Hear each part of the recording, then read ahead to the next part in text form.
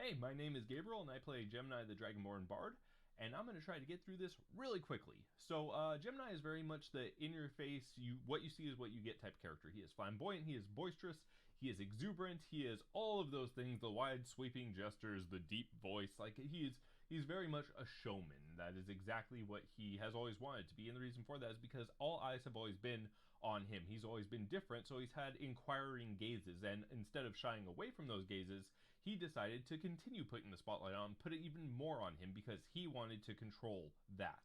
He knows that the way people see him is only important to them. It's not important to him because just like any other person, they're probably going to care more about what he thinks of them than vice versa.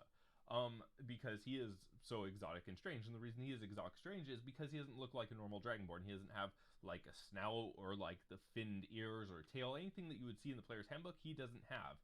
For the most part, he's predominantly human for all intents and purposes, but he has kind of a two-faced thing going on. On the left, he has scales instead of a hair eyebrow, hair eyebrow, like a normal human. He has more of a fleshy, spiny eyebrow. Think Super Saiyan 3 Goku, that kind of thing. Very thick and fleshy eyebrow. He has a couple fangs peeking out of the left side of his mouth. Clawed hand. I mean, he is dragonborn for all intents and purposes on his left side and human on his right side. The human side has more tan skin because he grew up in a coastal area and mostly traversed coastal areas. And he also has very striking golden eyes, which stand out very starkly against his tan skin on the human side. It's rounded iris, rounded pupil, very human, but still stark gold. On the dragon side, it's more like a cat, a thin slit. So he's very much a combination of both worlds, just simply by appearance. As far as his hair goes, it's quite a bit like mine. It's shaved on the sides and in the back, but it's much longer, about 2 feet long. It's shaved all the way down, so you can see the scales, you can see the flesh, you can kind of almost see where they meet. And it's jet black, so when it's slicked back, as it normally is, about 2 feet down, it looks literally like an oil slick coming off of him. Now, all of that is just how he was born, and that's why the inquiring gazes started to fall upon him. But after that, he decided he was going to make sure that they stayed on him due to his attire, and part of that attire would be in the big fleshy dragonborn eyebrow. He has 5 piercings that go from smaller to larger as they go outwards. They alternate in color: neon pink, neon purple, and pretty much everything in his attire that you are going to hear about is going to be neon pink and neon purple. So pink, purple, 5 of them, all the way out getting bigger. On his human ear, it's same deal, but no rings, mostly studs, trinkets, things like that, industrially all the way across. Just kind of coming down. And that's pretty much his face. When you think of his face, that's what it is. Now, for his actual attire, the things that he's wearing, he wears black studded leather armor, jet black, head to toe, the boots, the whole getup, which seems relatively normal until you see the chest, where there is an insignia, a large purple heart inside of an upside down pink spade. So the two card suits. And that's kind of been his insignia his whole life. Hearts and spades, right? 2 things and those 2 colors. In his boots, there are corded laces of leather that he uses to lace up his boots as anybody normally would, but they are dyed by him pink and purple. And the insignia on his chest is embroidered by him. He's very much a punk rock, medieval punk rock kind of DIY kind of guy, right? He's very proud of his own accomplishments and being able to do what he's able to do, and this is part of that. So that's the normal stuff going on. The most probably intense, the most eye-catching thing about him isn't even the fact that he's split down the middle and the way his skin looks. It's his jacket. He has if you've ever seen Final Fantasy VIII, that's probably the best way to describe it. The Squall Leonhardt jacket that kind of goes up to just above the navel, has a bunch of fur on it, that leather jacket that he wears. Pretty much that, except the fur is bright pink, just like, I said pink and purple, those are his 2 colors, right? So bright pink, and the cuffs are rather large and purple. And instead of just going up to his navel, which it does in the front, in the back it goes down like a tuxedo tail or like a trench coat. So it's kind of like a jacket version of a mullet, short in front, long in back. And the thing that's most striking about it isn't the colors of the fur or the fact that it's weirdly cut, it's the patches.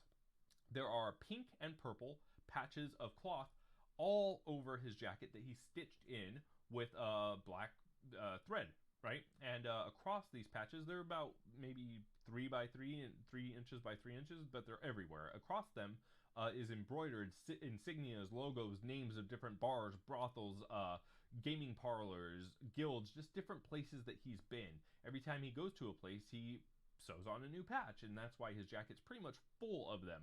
Well, at this point, it's probably halfway full. Let's be real. The most of them you wouldn't know because they're like little dives, things like that. But the Thieves Guild is prominently displayed on his left shoulder. He also, in terms of weaponry, has his loot, which I haven't decided really what color it is or anything like that. I was thinking gold, but I don't know. It's a loot. He has a loot, and that's primarily what he uses because he likes to back up other people. He likes to be not in service to them, but he likes to, you know, not really be a fighter, more be the backup and help other people. That's sort of his thing. And again, he's an entertainer. That's his whole thing. But when he does need to get down dirty, he has a rapier on his right because he's left-handed. So he pulls out his rapier, and it's a normal rapier, not enchanted, anything like that. But the handle is corded again, pink, purple. That's his whole color scheme. And the other thing, the final thing that he has, probably the most important thing and the most sentimental thing to him, are for what are ostensibly throwing daggers. But really, they're rectangular pieces of thick metal that have been honed along the edges. They're sharpened along the edges, and they are each of them engraved with a two of a different suit. So essentially, they're throwing playing cards. And they're all deuces. So you have the two of hearts, diamonds, spades, and clubs. So he has four of them. And he doesn't really use them for battle because he's afraid of losing them. They're very sentimental to him, maybe more so even than his jacket. And he does use them, however, to do tricks and to entertain people, flipping them around, hitting bullseyes with them, things like that. It's more showmanship is the reason he would use them, but he might use them in combat if it comes to that. That having been said, he pretty much tries not to. Now, as far as why he's adventuring, there's a lot of spoiler territory that I'm really trying not to get into, but he started adventuring because he was searching for somebody, and over time he decided finding that person wasn't all that important because that person who he is looking for will find him when they're ready. And he realized that over time. So instead of looking for somebody in particular, he decided that he wanted to see the world and be a part of the world because it's so beautiful and majestic, and there's so much of it that he hasn't seen, and everything's a new experience, and he loves experiences, and that's why he sews on those patches. He wears his memories like his heart on his sleeve. Um, so his whole thing with joining this group is he found a group of people who he saw as outcasts like himself, and he wanted to explore and adventure with them. And there's more to it. There's obviously going to be a lot more down the line in the campaign, but for now, he's just content with where he is, and he's content with who he is, and he's content with the people that he's around. So yeah, that's pretty much Gemini. I think I pretty much covered everything that I could, and I also just said pretty much twice in a row. Not proud of that. But yeah, hope you like him, and I hope you like where he goes in the campaign. I hope I like where he goes in the campaign. And yeah, I don't know. If you have any questions or anything, I guess, leave a comment. I don't know if this is even going to be on YouTube. But anyways, thanks for listening, and sorry if that went a little long. Peace. Hey, my name is Nim, and I play a gnome sorcerer called Ellie. Well, Ellie for short, and her full name is quite long since she's a gnome, so she has many names. But if people ask her to present herself, she will tell you that her name is Elihana, Elili, Elisterer, Sparkfinger, Boomspark, Bookie, Meowser, among other names. Um, and as with any gnomes, most of these names have a history, which I actually won't reveal right now. Anyway, um, Ellie is like normal height for a gnome. She has bright green eyes, a reddish brown hair color, and her hair varies from medium short to medium long and is quite layered as it has either been cut off, got caught in some of her tinkering, or even accidentally burnt. Also, some of the ends of her hair might seem slightly singed or burnt. Um, she wears trousers and a shirt and a coat, which aren't really that special. They're like a normal brown, doesn't really stick out much. kind of made for traveling. They have a lot of pockets, and the coat has a hoodie of sorts, where she can actually let her cat sit. She's accompanied by a cat called Fluffles. That's white, speckled, kinda grayish, uh, with like white ear tips and a white tail and white paws and a little bit of white on his eyebrows part, so to speak. And Fluffles is a really friendly cat that she's had for years that just loves to ride along because he usually sits like in her hood and like either slightly over her shoulder or sometimes even up on her head, like peeking over, if he doesn't walk next to her. She tries her best to keep him out of danger, but sometimes she might not be that successful. Um, Ellie is quite a happy character. She's really excited to see the world, to travel, and find out some answers to some of her questions. Um, the thing about Ellie is that she's a sorcerer and she never really wanted to be one or didn't know she could become one, but discovered one day through certain events that she had powers. And with those powers came like a golden sheen to her skin that looked almost kind of like golden dragon scales.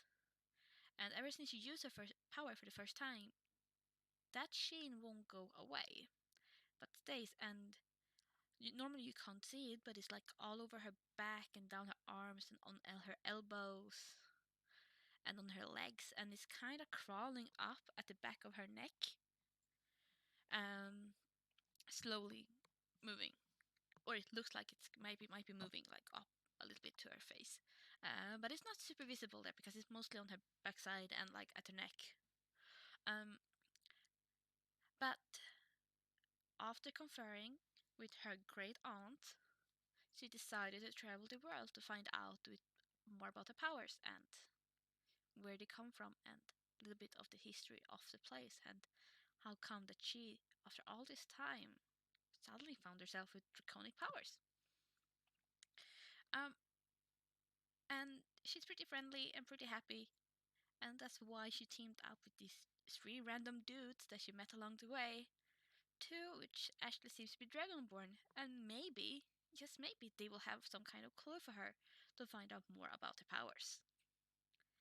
Well, that's was a little bit about Ellie. I hope that you will leave a comment if you have some questions or anything at all, and bye!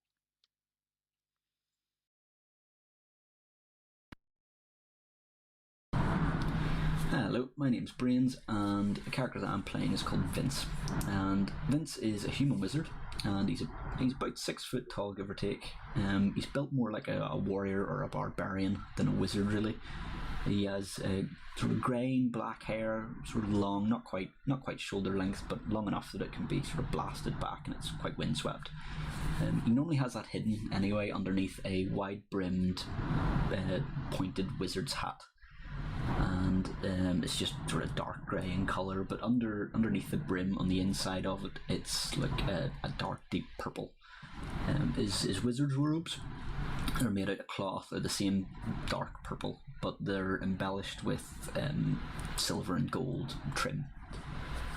The odd thing about the robes, though, is that while wizard robes are usually renowned for nice big long sweeping sleeves, these ones have been cut off quite crudely at the shoulders on each side, exposing sort of muscly arms.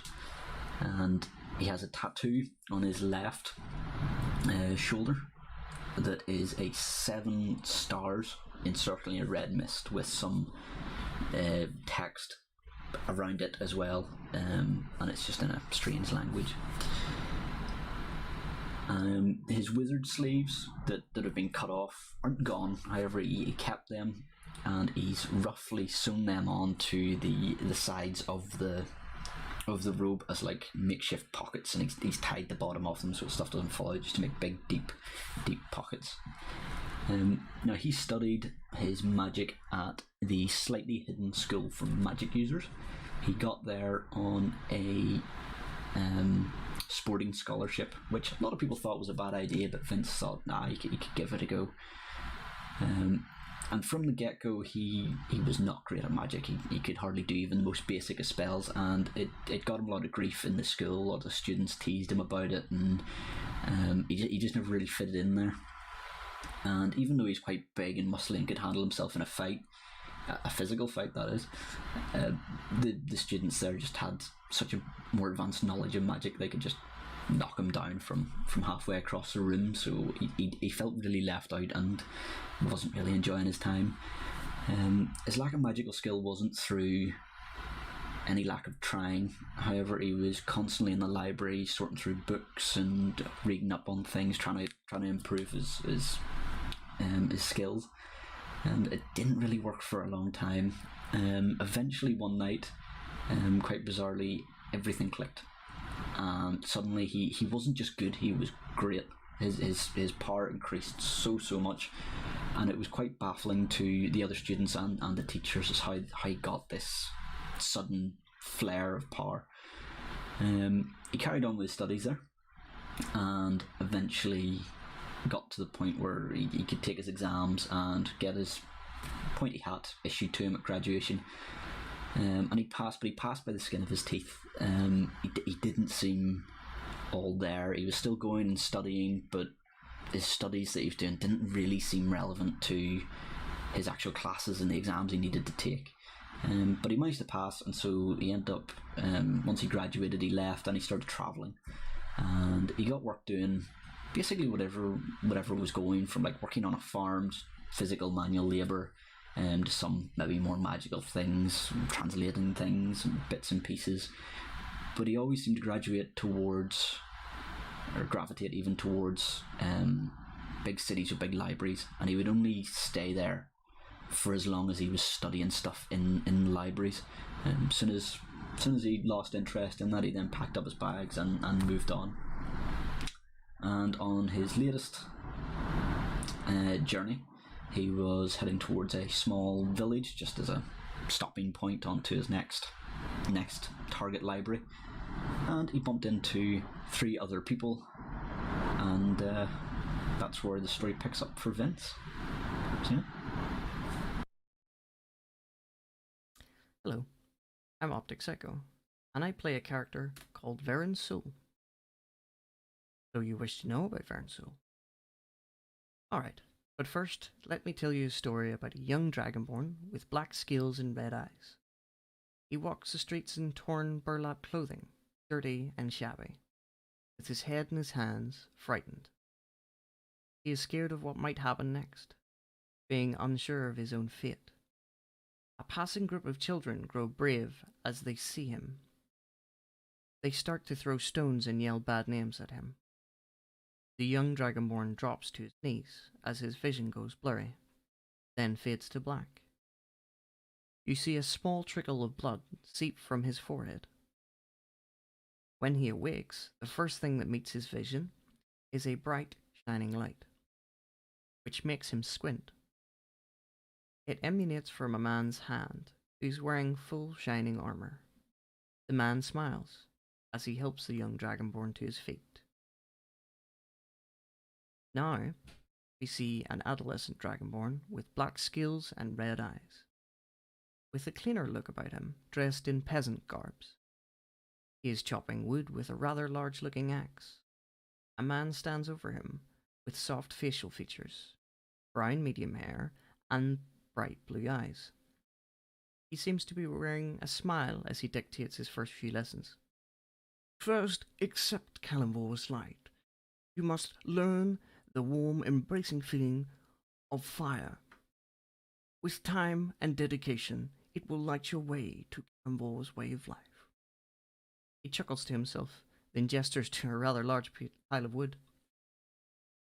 This man is Corvus, his savior and teacher for the Church of Kalimvor, who accepted him into their fold. You can hear the clang of metal and wood in the background. as some followers of Kellenvor are sparring with their weapons. Two men at the back get in an overly heated argument about which of their techniques is better, taking turns striking the dummy to prove their point. This angers the Dragonborn, so with one swift leap, he brings the heavy axe down on the dummy and splits it in two. There is a deafening silence as the two men stand there astonished, with nothing to say. Corvus bursts out into laughter, slapping his knee. Well, you showed them the proper technique. Years have passed since this moment, as the Dragonborn learned to control and redirect his anger into a weapon for good. He also, little by little, learned to trust his new family, until his 21st birthday. He was returning from the nearby village of Yarden, with some bottles of wine for the passing ceremony. The black-scaled Dragonborn walks with a jump to his step, as the sun shines brightly, and the forest sounds are of peaceful chirping. In fact, there might be a semblance of a smile across his face. He enters the church building to help with the ceremony preparations, but as soon as he does, his face drops to despair. He now sees the floor flowing like a river of crimson red, with a mismatch of body parts and claw marks covering the entirety of the room. He grows cold, as no emotion shows in his face, discovering the body of Corvus on the floor lifeless. Next to him is a severed claw of some demonic creature. In this realization, he says to himself, slain by the creatures of which we were meant to die. How ironic. For hell have no fury like scorn. You will regret the day you left me alive. At this moment, he realizes there's a piece of parchment in Corvus's hand, covered in Corvus's blood, and reads, Congratulations, becoming a fully fledged paladin of Kellenvor. And it's signed in Corvus's handwriting. It names Baron Sul. He gathers his belongings and took to his heels, but not before burning the church to the ground, for there was nothing left for him to return to. This single defining moment seared into his mind, and he will hunt these creatures back to the nine hells if he must. Now we see Baron Sul, an adult dragonborn with blackened scales, darkened red eyes, and dark grey short horns. He adorns a darkened set of chainmail armour with grey trousers and black boots, which are the state of disrepair from his travels. Tucked under his shirt is a holy symbol, which is a skeletal hand holding a scale in the shape of a cross. On his back is a blackened shield and a black iron battle axe affixed to his travel pack. Currently, he's surrounded by the laughter of 3 adventurers as they try to cook a wolf over the spit on a fire, which nearly caught them by surprise in the night. Baron cleans his axe of the blood as he warms himself by the fire. His mind flickers back to that hunting moment, and his eyes darken.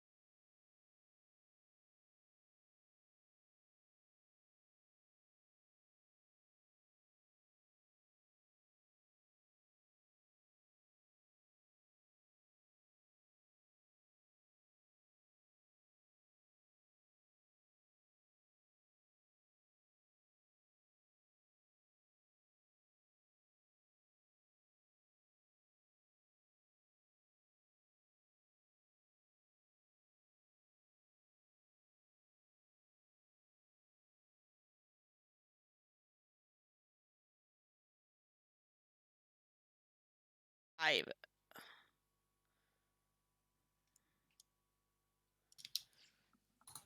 There, and we are live, and everything should be working, including audio. Happy New Year! Yeah, Happy New Year, everybody. Happy New Year, everyone! I hope you all had a fun New Year's Eve and a safe New Year's Eve. Let's do a finger count. Everybody still has their fingers. We will. Yeah, it's all All I got left. left. Yeah. I don't know. Is that actually? It might just be a Dutch thing that they all light fireworks up and there's always accidents and stuff and people. No. It's a Swedish thing too, except that Oh. It seemed to be a bit more extreme in the Netherlands since like Oh. 5 minutes past New Year or something. My hubby showed me a news article, and it said, "It's a great New Year. We have lots of fireworks, 1 death, and many injuries." And it was Yep. right after midnight when that came up on the Dutch news. So. Yeah. Yeah. And in Northern Ireland as well, we throw petrol bombs and explosives. and Ah, stuff like good. that. Okay, Yeah. so All year round, so we're well practiced at it. we Ah, are yeah. crazy. So, Are we like gambling and 5-finger fillet? Yeah. Excellent. Yeah. So, welcome everybody. Some of you might have noticed, others might not. But we did a video before this stream. We went a little earlier live, and we did the backstories of all the characters. So, great job, everyone. If you haven't had a chance to see it, we'll post it on both Twitch and YouTube, and you'll be able to watch it on video on demand. And it'll probably become, I'm looking at you, Brains, it'll probably come as a separate podcast as well, right? Yes, I can do that. It's actually already up on YouTube as the channel intro. So as soon as you go into the channel, it's the first video that should play. Wonderful. Okay, so don't go and watch that yet. No, stay. Join the adventure, and you can watch it afterwards. So, is there anything else anybody wants to share, say, before we get back into our adventure? I got a new die. There we go. Always important. Always Yeah. important. So now I can yell when he's misbehaving. There you go. Well, everybody should have at least 2 dice because, well, disadvantage is just around the corner. No. That's not- Oh yeah. Good point. Or advantage. I need to No, pull up my character. Not in this Probably. campaign, sir. Sorry, didn't you read the small print? Yeah. No advantage. No. So, okay, welcome back, everybody. As we last left our heroes, you guys have left the farm. You had a struggle in the tunnel, and there was a big fight. And you met this farmer, who was quite a hassle for you guys to deal with because he was quite elusive and hopping from story to story about what actually was going on in this farm. And it finally turned out that he apparently, as far as you guys know, found this this brain, and he kind of did weird things with it. And you're not really 100% sure what, but apparently he tapped juices from it and used it for something. Yeah. So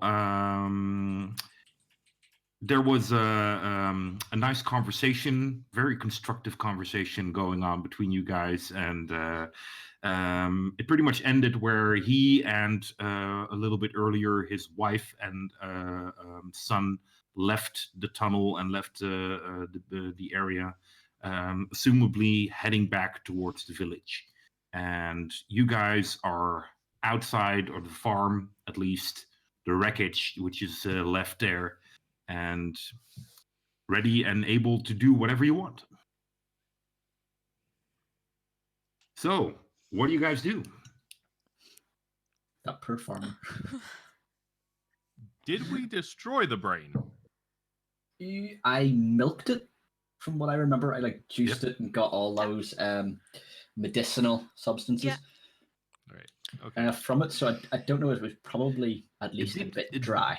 Yeah, exactly. When you left it, it seemed no longer to be creating this liquid, but you didn't burn it or destroy it or bury it or whatever. Should we? Yes. I could burn it. Yes, you can. Yeah, I'll do it. I'll do it. Before you do that, Gemini's gonna leave out with the rest of them because I know what backdraft is. Yeah, but I already got out. I remember the last thing I did was getting out. I know that. Yeah, you're that's all the first thing I'm doing. You're all standing outside of the tunnel on just open air, pretty much in front of the burned down farm. Okay. Can I check if I see something? If you see something, of like course, if something has appeared while we were down there. Okay, yeah. You mean if something's looking at you or spying something? at you? Yeah, or... something's looking at or spying at us, or if I can find like the object that we saw flying there earlier, which seemed to vanish into thin air. Okay, roll a perception.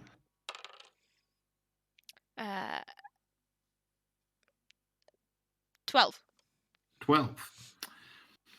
Nothing out of the ordinary. Just everything. The only thing that's a bit strange is the cows are apparently standing on the other side of a fence, and there's a small area outside of the usual barn, which has a little fence around it, which usually these cows would probably be standing in while they're eating and stuff. They're now standing on the other side of it and are trying to kind of get in, and they're kind of pressing up and then eating grass. Okay. Don't trust them cows. No. It's always cows. If they're grouped together, I could solve it very easily. No. Or... No. I mean, how do you like your steak? How do you like your steak? Okay. Gemini, before he does anything else, is going to go up to Nim, and he's going to pull out the broken toy that he found that was presumably the little girl's. And he's going to hand it to her and be like, do you think you can fix this? I would like to give it back to her. I take it, and I look it over and look at the different pieces, like, yeah, I think I can do that. I'll need some time just. Okay. And I'll try to fix it. And like I look at them and should I do it now? I mean, I can go check on the cows. If you would like to do it now, it's up to you. Sure. Okay, I walk away, so I'm not even close to the entrance down, and got a fair view at my surroundings, and I take out my tinker's tool and I start working on it. All right, very well. You look at the fracture that more or less made this toy less useful. You could probably fix it. It'll take you at least a couple of minutes, but you could definitely do that. Yeah, all right. I'll do that. Roll your dexterity and your proficiency modifier. A d20? So roll a d20 and then add your dexterity modifier and your proficiency modifier, which is should be +2. So +2 plus dexterity. Yeah, plus your dexterity modifier. So that's 9. 9. Can I inspire her? You can only do that before she makes the roll. So I'm sorry. Okay. This dice is going away. It's not nice. One done already. So you grab out some materials and you start to work on that. What does the rest do while she's working on this? I'll skip over the cows. Okay. I'll go with him. Okay. I'll just keep an eye with Nim. All right. You kind of watch over this little gnome sitting there, and her tongue kind of sticking out of the corner of her mouth, just working on this toy. Well, you guys head over towards the cows, and they're standing there, and they they look at you as you kind of approach, and they seem a bit skittish, a bit nervous. Can I try and calm them? Sure, roll your animal handling. With fire. Fire. It would calm them permanently. Yeah, it would. That is 15. 15. Okay, so you kind of walk towards the cows, kind of spread out your hands, like easy. And they pretty much immediately seem to kind of go like, okay. I mean, they Oh eat my god, their talking grass. cows. Oh my god, they're coming right for us. Yeah. Eyes turn into pound symbols. Speaking of that, can No, I like look over the cows, make sure their eyes aren't all tweaked out like they haven't been sucking on brain juice or something? Because I did find the vials in the barn, so I'm a little bit concerned what you might have been doing with them How close cows. do you get? Oh, that's not a good question.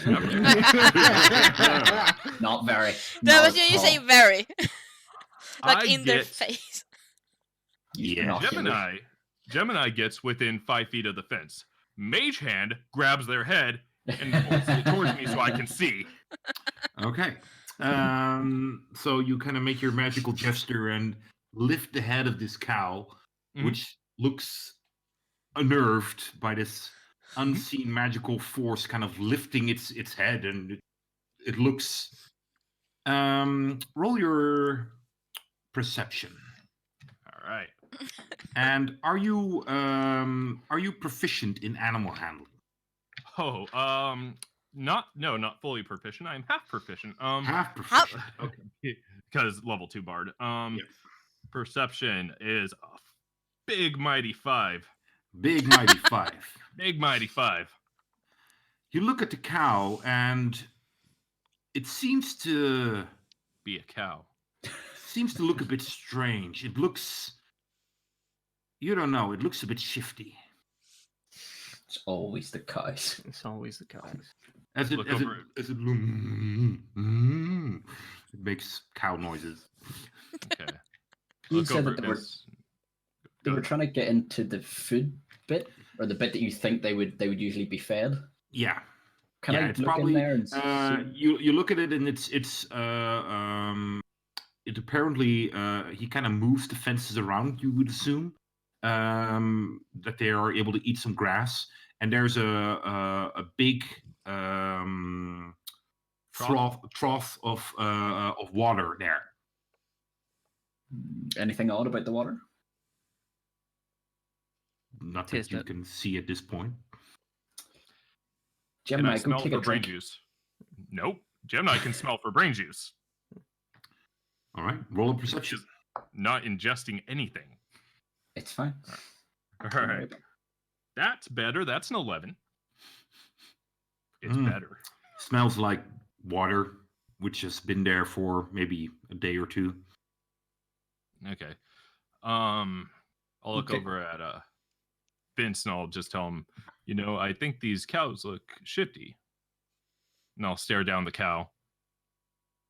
See Have if you- anything changes. Is your magical hand still holding up its head? It tries to move away from it. The one that he's holding, can I take a look at it and see if I can see if there's anything roll unusual? your perception. Yeah. That is a natural 20. A natural 20. No, this cow's just scared. He just Oh, boo. uncomfortable and doesn't know what's going on. I start screaming at the cow. Tell me! Tell me what's going on with you! Turn around, Jim, and I go, hey, it's just a cow. Now, I'm not saying that means that we don't cook them. I'm just saying that they're just cows. Okay. All right, I use Mage Hand to pet the cow and try and soothe it. I play a little song. As soon as the mage hand kind of lets him lower his head, he immediately lowers his head and starts eating.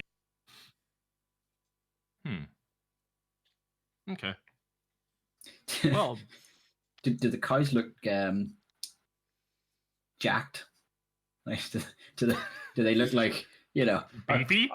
beefy. Yeah, like No, you know. No, Vince, okay. they don't look like you. They're just That's okay. You would have seen it as a threat. That's they're just nice, plump little cows. Nothing Okay. special about them, physical wise. yeah. I think they're just cows, dude. I just shrug and leave. I mean, what am I going to do with some cow? I leave. I just walk back to the others. Can I just take one last look around the area? Just to Roll your see perception. anything. You see, you've walked off, and I'm gonna get some big thing coming out. That's that is 22. 22. Unnatural 20. Unnatural 20. Unnatural. Oh, unnatural. Okay, yeah. Okay, Yeah. so no, nothing out of the ordinary. Just Okay, so a turn around. burned down farm and a shed and some fences. Someone burnt down the farmhouse. I hope little okay. Timmy's okay. Yeah. What's that, lassie? Someone down the well? Okay, just sort of turn around and be like, right, later, cows, and walk All off right. back to the group. You return, and Varen, you are keeping watch on this, and you see this, I would say, kind of interesting tat-a-tat with that your two party members have with these cows. And Yep. you kind of look down, and Nim is working hard on fixing the toy, and yep, this is it. Yep. Yeah. Who talks to cows like? Sure. We're in a magical land where dragons. You're half dragon. Talking cows are a thing. Maybe. Yeah. Well, did you check for illusions? Did you? I mage handed one of them. Yeah. No. Well, I'll just wait for Nim to finish her retinkers there, and I'll gesture to see if we want to go to the village afterwards. Yeah. Pretty much as the other two return, you Nim look at the toy and you hold it up, and you fixed it as well as you could in this short period of time. You kind of used a little bit of metal to kind of connect the two pieces of wood, but as you kind of try it out, it doesn't really roll very well. The wheels don't spin that well. You could probably fix it better if you took more time, had some more supplies and things. Some glue. Some glue, maybe. Yeah. Yeah. I know where we could get some bones to make some. No. No, okay. You're gonna kill the farmer? Oh my god! Of course. Well, no. All right. So before we head out, should we destroy the brain or just leave it? Yes. Like destroy the brain. There? Okay. I'll go down and burn it. All right. You crawl down back into the hole. Yeah. And you see this dried out brain lying there, and you cast your spell on it. Yeah, just firebolt, just to... Okay. It hits, and there's a scorch mark on it. I anticipated this. So, burning hand... No, I'm not going to use burning hands. Can I use... Oh, I thought Heidi had lamp oil. I do not. Okay. If it's on a table, can I just set fire to the table? Yeah, probably. You cast a firebolt on it a couple of times, and then after a while it kind of ignites. It seems to be not as dry as leaves or anything, or not as flammable as oil that was on the ground. So it takes a while, but after a while it takes fire. It starts to burn. Cool. Call it job done. I get back out and join the others. Okay, very well. Yeah, don't worry about it. It is so on fire. Excellent. You Super sure? burning. Positive. Are you super sure? You could go down and have a look on your No. own. I trust him. He knows when things are on fire. I'm kind of a big deal when it comes to fire. Just saying. Right. I look at him like Right, I'm so- not really sure I believe him, but I don't want to go and check. Burnt down a farmhouse. But I don't want to check because scary enough. Okay. Varentil will pick up and go, should we head to the village just to see if anything has gone wrong? I think that's a phenomenal idea. Yep, I agree. And All right. I sort of take Gemini to the side, and I'm just like, that farmer might be a bit miffed about the whole event. Yes. So what I was thinking was, Mhm. you know, if, say, he goes and speaks to a guard and Mhm. maybe lets him know that something happened, we could maybe show them a vial of the drugs that he was making. That's a phenomenal idea. I have another one. Disguise self, make myself the farmer. Now, that didn't work too well last time. I mean, good idea. It let me in the door. Yes. How about we call We that Plan B? I feel that the illusion wasn't really integral to us winning. I think maybe more Nim and your flaming breath and me murdering someone who had surrendered might have been the key point there. You think murdering someone who surrendered was the key point to our victory? No. Just that was an aside. I mean, Oh, okay. It happened. Okay. Well, then I will keep that in my back pocket. And I got an idea. How about the three of you approach first? I'll wait behind a bit. If there's any trouble, I'll come forward, disguised as the farmer, and I'll see if I can talk us out of it. I'm quite a good talker when I roll high. Okay, well, if you want to roll high, what you need is take a drink of that stuff. It'll get you super high. Yes, I believe it will. It will. Might also turn me into a cow. I'm not quite sure what's happening. I'll try some later. It's fine. We'll be okay. Okay, excellent. All right, let's go. Yep. Okay, I give the toy back to Gemini. Thank you. I tried to fix it, but I think I need some more time to properly work on it, and maybe a table. Okay, and then I'll just pocket it and thank you. If we get back to the tavern safe and sound, then maybe we'll have more time then. Sounds good. All right. So you guys start heading back towards the village. As I mentioned before, the path leading to this farm leads quite close past well, you can't even really call it a path because there's no official path, but it's clear where people used to walk or walk quite frequently. Is quite close to the forest. Do you guys remain on that path, or do you take a different route? I think we'll just take the normal path back, will we? Yeah. What other routes are there?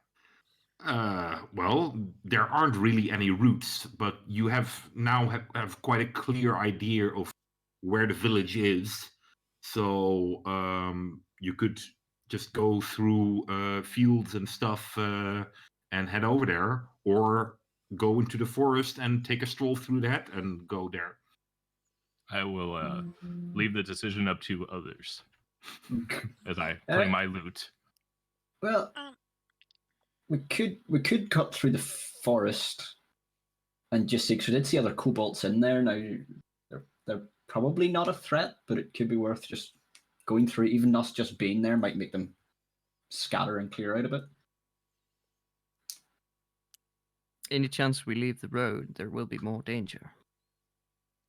Possibly, but then if I was wanting to ambush someone, I'd do it on the road. It's the most likely path. Or we could get lost in the forest. We could. That is entirely possible. I will leave the decision up to the gnome. Yep, I'm good with that. Nim, all you. I start playing Highway to the Danger Road. Danger zone. But Danger Zone, well- yeah. But Danger Road in our case. Highway to hell. it kind of depends, I guess. I mean, if there are more kobolds out there, maybe we should scare them off. Or maybe not, because that guard didn't do shit. There is a possibility that we don't get back in time, the farmer may turn the entire village against us. That would be yes. bad. My cat is there. That Yeah. would be bad. Her cat is there. My cat Yeah, is she'd there. go. But then surely cutting through would be a more direct route. Would that be correct? Roll your survival. I'm asking the wizard to roll his survival. This is awesome. Critical one, you do not survive. You go back towards the farm. 21. 21, dang. You jock, you. I've got a +4 in survival. There you go. Nice. So, you think that the path that is walked upon is pretty close to the most direct route to back to the village. Okay. So you don't need to cut through anything really. Okay. Yeah. In that case, yeah, I agree. We should probably just take the path straight back, in case that farmer is, for some reason, upset about what happened. All right. I'll openly just keep a good lookout just in case someone does try to ambush us on the route. So. Okay, you're all aware and on the alert for any shenanigans going on. So Yep. you head back towards the village, and it's I'd say around 1-2 o'clock as you return back there. And you see this one guard kind of standing there, the same guy that you saw when you were leaving. I'm gonna hang back a little bit, just out of visual range, kind of try to stay in earshot, though. Okay. If that's possible, like behind the guard, you know what I mean? Then you would have to kind of head off the path and kind of sticker closer to the small wooden palisade that's around the village. There you could probably stay out of sight, but within earshot. Okay, yeah, let's do that. Okay. The rest approach him? Yeah, cool. Yeah. Yep. Okay. Hey, it's all good. We got them. It's fine. Don't worry about it. He looks at you, nods. Did the farmer and his wife make it past here? Yeah. Do you know where they went? Into the village, I suppose. It's so hard to be nice to you. Right. I just ignore him and I'm not there. I'm just gonna ignore him and I'm just gonna walk through into the village and head to Yeah, I He got to bite shrugs the at you tongue. guys. Varen will walk right up to him, nearly as uncomfortably close. Yeah. Stares him in the eye, and then puts his hand out to shake his hand. Oh, no, we're already in trouble. He shakes As his he's- hand, and he goes, "You're doing a good job," and then walks off. Thanks. After he He's does kinda- that, I'm gonna say, "Hey, wait for me!" And then I'm gonna run up from behind and catch up to Varen, real quick, past the guard. Just kind of jog past him to catch up to Varen. He still kind of looks at his hand and kind of now sees you kind of approach, and he almost like, should I do something? But he just said, oh, no, he's just gonna go inside.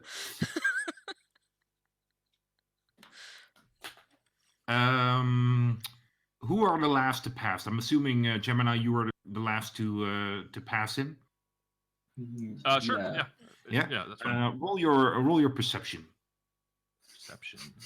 The gate shuts That's behind holy. you. 14. 14. You hear behind you like assholes.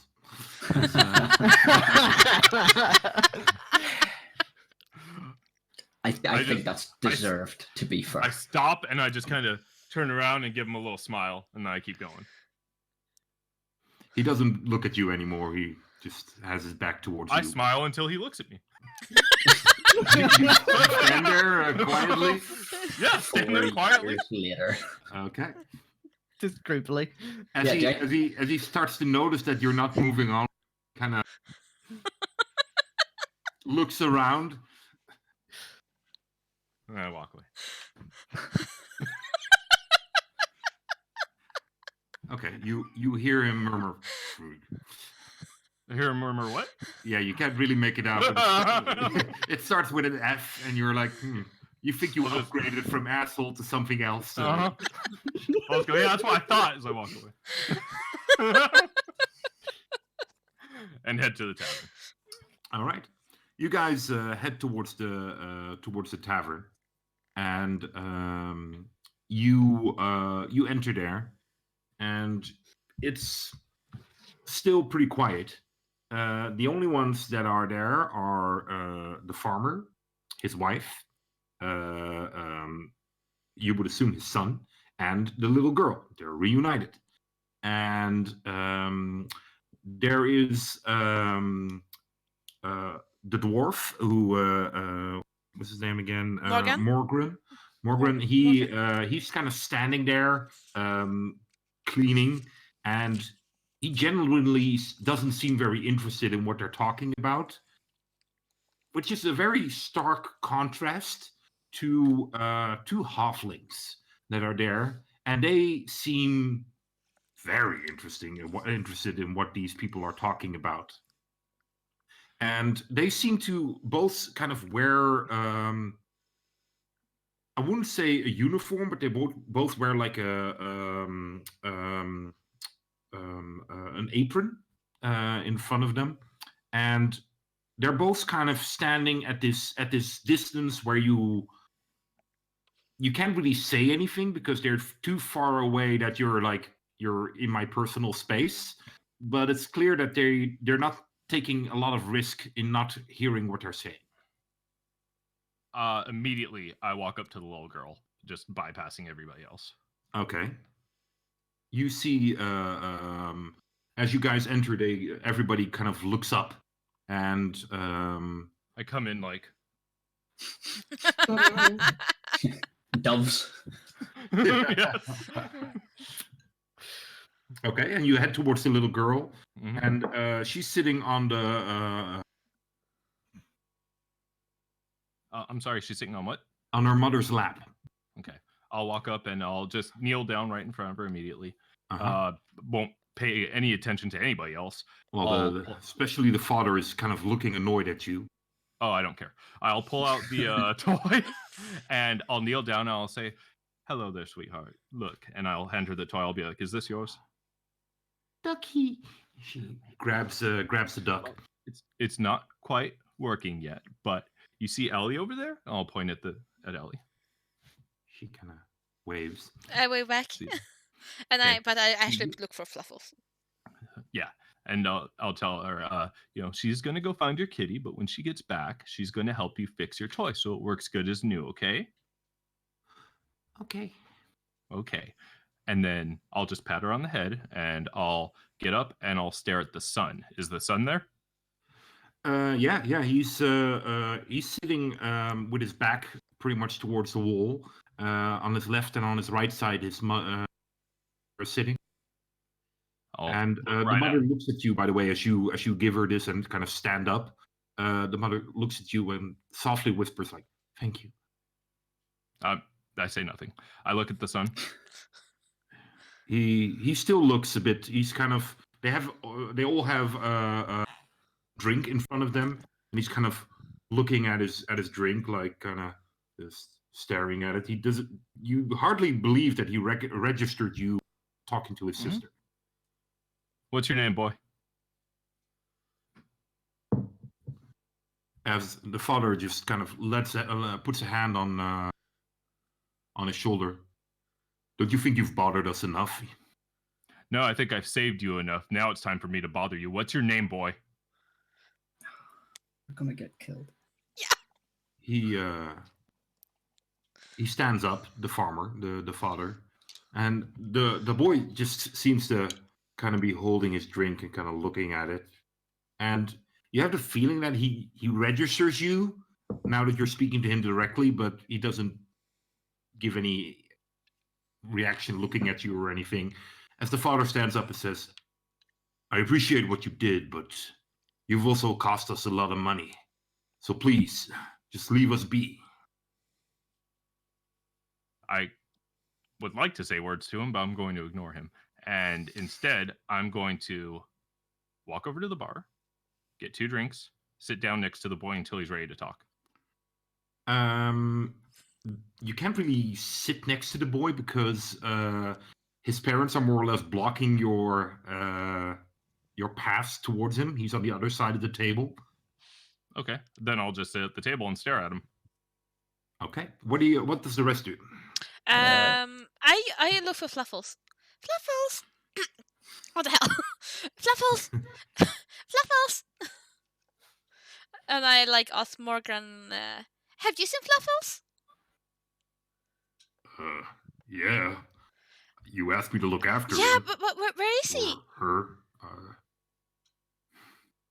You see, like he was cleaning something and he just puts it down, and you see these big hand just going into a pocket, and you see your little cat just be pulled out. Here. Fluffles! He's really cute. Thank you so much for looking after him. That's okay. No worries. And I just like hug Fluffles, like let him sit comfortably in my arms and like scratch his ear and like talk to the cat, like who's been a good boy. Is Fluffles a he or a she? He. So as he sees you, he kind of starts to purr in your arms and is lying there comfortably. He seems his tummy is well filled. Oh, he's been a good boy. I'm just like cuddling my cat a little bit. I missed him. Okay. Fair enough. Vince just goes up to the bar and props up and gets a beer or ale of some shape or form and just starts drinking. There you go. Cheers. Raise my glass from sitting at the table. Varen spotting the 2, you said they were half elves, wasn't it? Halflings. Halflings. He will sort of walk past them and go for a seat to sit down, but within earshot to see what they're saying. But as he passes them, he's going to cast Divine Sense. Okay. You pass them and you cast Divine Sense. There's no evil coming from these 2 halflings. And you see them, seeing as you're interested in them, as Gemini starts to interact with the family. You see their excitement go up a level. As like if they had popcorn, they probably go like get it now and just start eating it. And as their excitement kind of goes up, and it kind of drops when the father says like, "All right, you've cost us a lot of money, and you thank you, but leave." And Gemini apparently refuses to.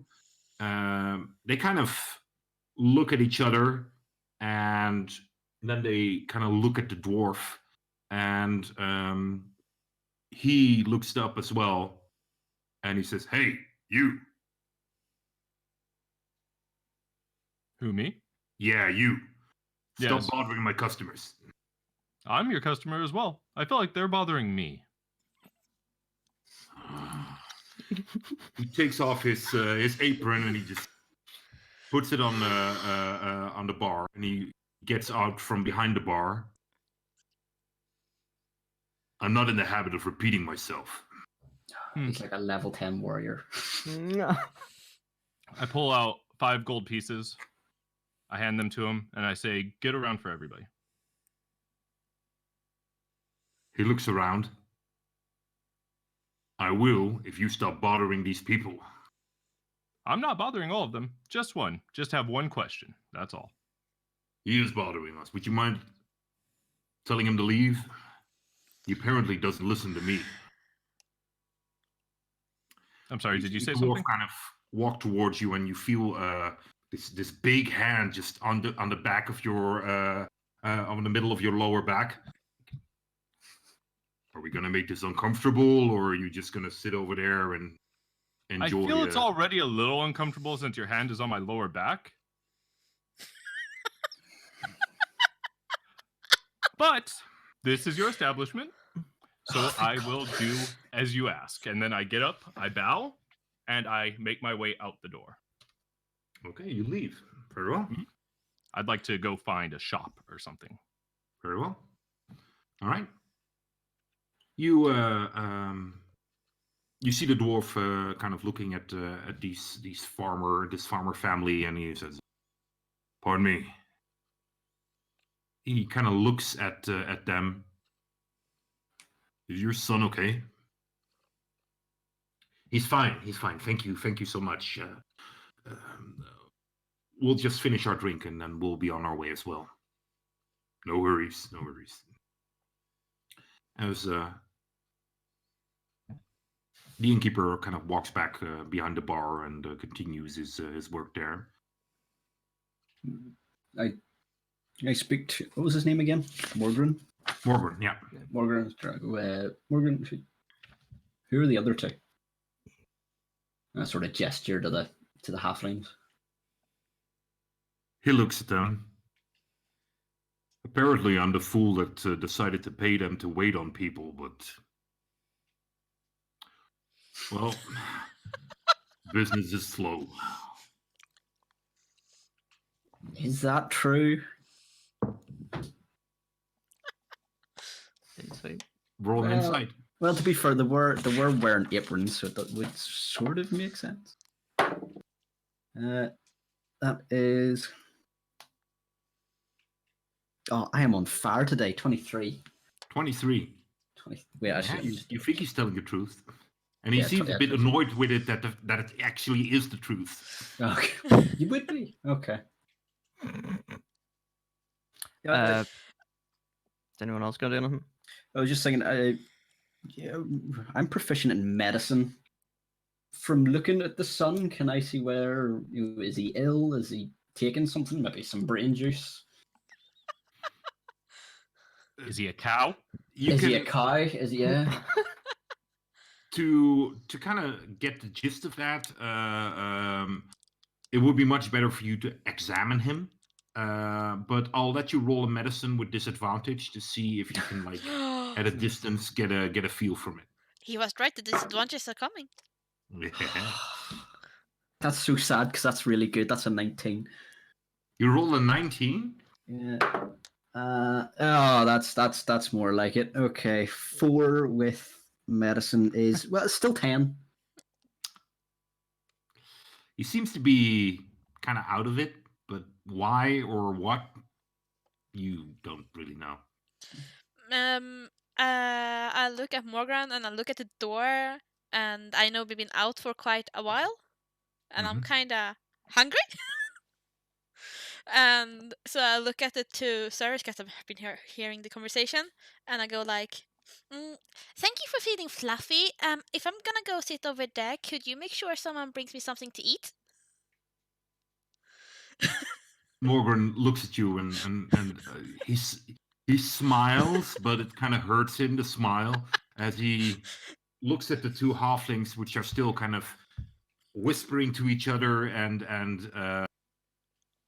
are completely focused on on this farmer family and a little bit on Varen. They seem to be a bit like, and they, as their eyes kind of go up, and they, oh yeah, okay.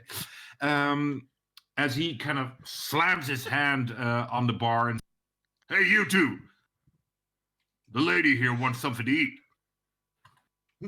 They look up, and they do a little hand gesture as it kind of like, you would assume their variant of rock, paper, scissors.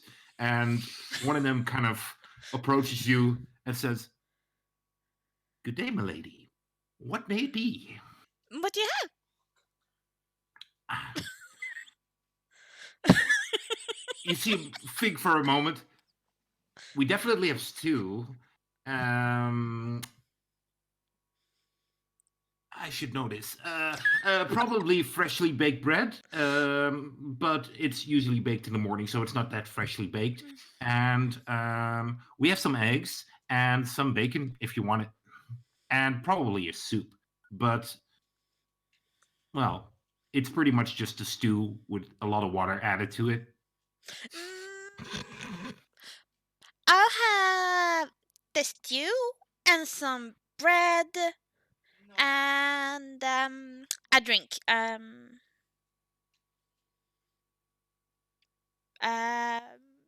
do you drink? What does one drink? Are you gonna make me guess? There's an extra coin in it if you do. Yes. What do you have? I would say a mead. I'll have a mead. There you go. And I walk over and take a seat. As he kind of sees and pretty much just registers that Vince is also sitting at. Would you like something to eat as well, sir? Yeah, give me something that's high in protein. Carbs. Need carbs. Loads of them. Lots of bread. Yeah. Okay. He kind of gestures at the other halfling who's standing closest to Varen, and the one is a he, and the other one that's standing closer to Varen is a she. As she kind of looks at him and walks towards him and says like, "Hey, big guy, you want something to eat as well?" Varen stands up really slowly, just to emphasize the size and height. Mm-hmm. Sort of looks at her and just ignores her and walks up to the bar and starts to talk to Morgan. What the heck? As she looks at you a bit uncomfortable, and you walk past her, and she just looks a bit like, okay, whatever. And you join Vince at the bar. Yeah. Well, I want to strike up a conversation with Morgan, so I'll go. Morgan, I haven't been here long in this village. I need a good look around. Do you know if there's any blacksmiths, churches, shops that I can visit? Yeah. Any particular one you're looking for? At the moment, probably a blacksmith. All right. I'd say you don't have a lot of options. You have one real blacksmith here. Her name's Gillet. Gillet. Mm-hmm. Where do I find her from here? Oh, it's not that hard. You exit the tavern, take a left, and take the second street to the right, and then you should probably hear her hammering away. Okay. Thank you, Morgan. No worries. I shall return. And he'll sort of head out the door and towards where the blacksmith is located. Mm-hmm. Over here, Natty Vince turns to Morgan and goes, "Is there a herbalist in town?"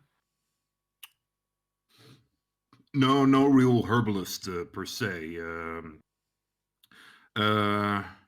Eric might have some stuff, but I don't know how well he's with herbs. I mean, good enough for cooking and stuff, but not potion making or anything. No. That's good. All right, turns back to his drink. Well, he kind of rubs his beard. I know Lady Tachan has a herb garden, but I don't think it's for personal use only. Okay, where's that at? She's at the church. Okay. He nods. And, shortly after meals are served to both of you, Gemini, you head out of the tavern. Where do you go? Any tool shop, general shop, a place where I could buy and sell things. Yeah, well, there is a general, just a store. You think it's pretty much the only store that buys and sells most things here in the village. And it has a nice pouch kind of sign hanging from a pin on the outside of his wall. And you see some people coming and going. I walk right in, go up to the counter. Okay. You walk right in, and you see a bearded guy, man, human, standing there as he looks at you and does it like this. You're used to it. He does like this double take, like, oh. So I do the same back to him, and then I smile. Forgive me. How may I be of service? I nod to him. I say, "Hello, good sir. It's good to meet you. I was just wondering if I could sell these items." And I pull out all the tools I took from the basement and the dagger that I stole off the kobold. He looks at them.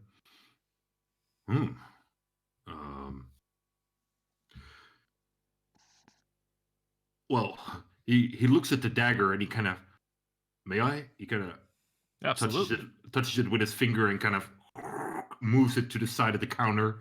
He says, and points at it. I know what this is, but what's all this? Just various tools I procured from a old ruined, well, not old, but a ruined estate just outside of the village. We have ruined estates outside the village? Yeah, it's relatively new. He blinks a couple of times and says, all right, fine. But what is their function? Well, is this to poke things or what? I am entirely uncertain. All I know is I do not want them in my possession. I see. May I examine them? Absolutely. He picks them up and kind of looks at them and kind of tests their flexibility and things. He does the things that a usual store owner does to inspect goods. And you see him kind of like almost instinctively kind of trying to want to bring it to its mouth to kind of like bite on it. But he sees like it's not very clean, and he's like, no. And right. he examines the things and says,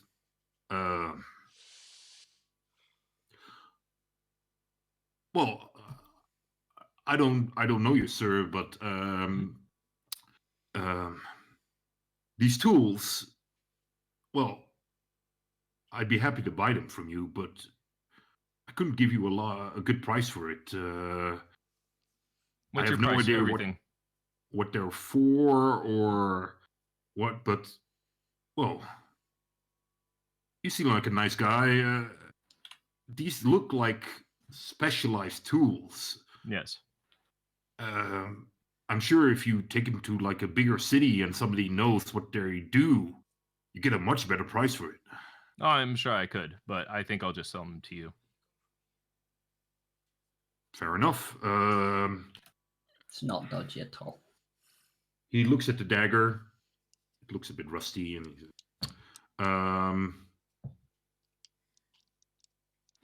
I'll give you 1.5 gold for it. Perfect. As a side note, please do not resell them to the farmer who lived outside of the village. I have reason to believe he may have been using them for nefarious purposes, and the reason for me selling this is to keep it out of his hands. You see me taking a step backwards. Wait, these are his? They were, I assume. They were on his estate.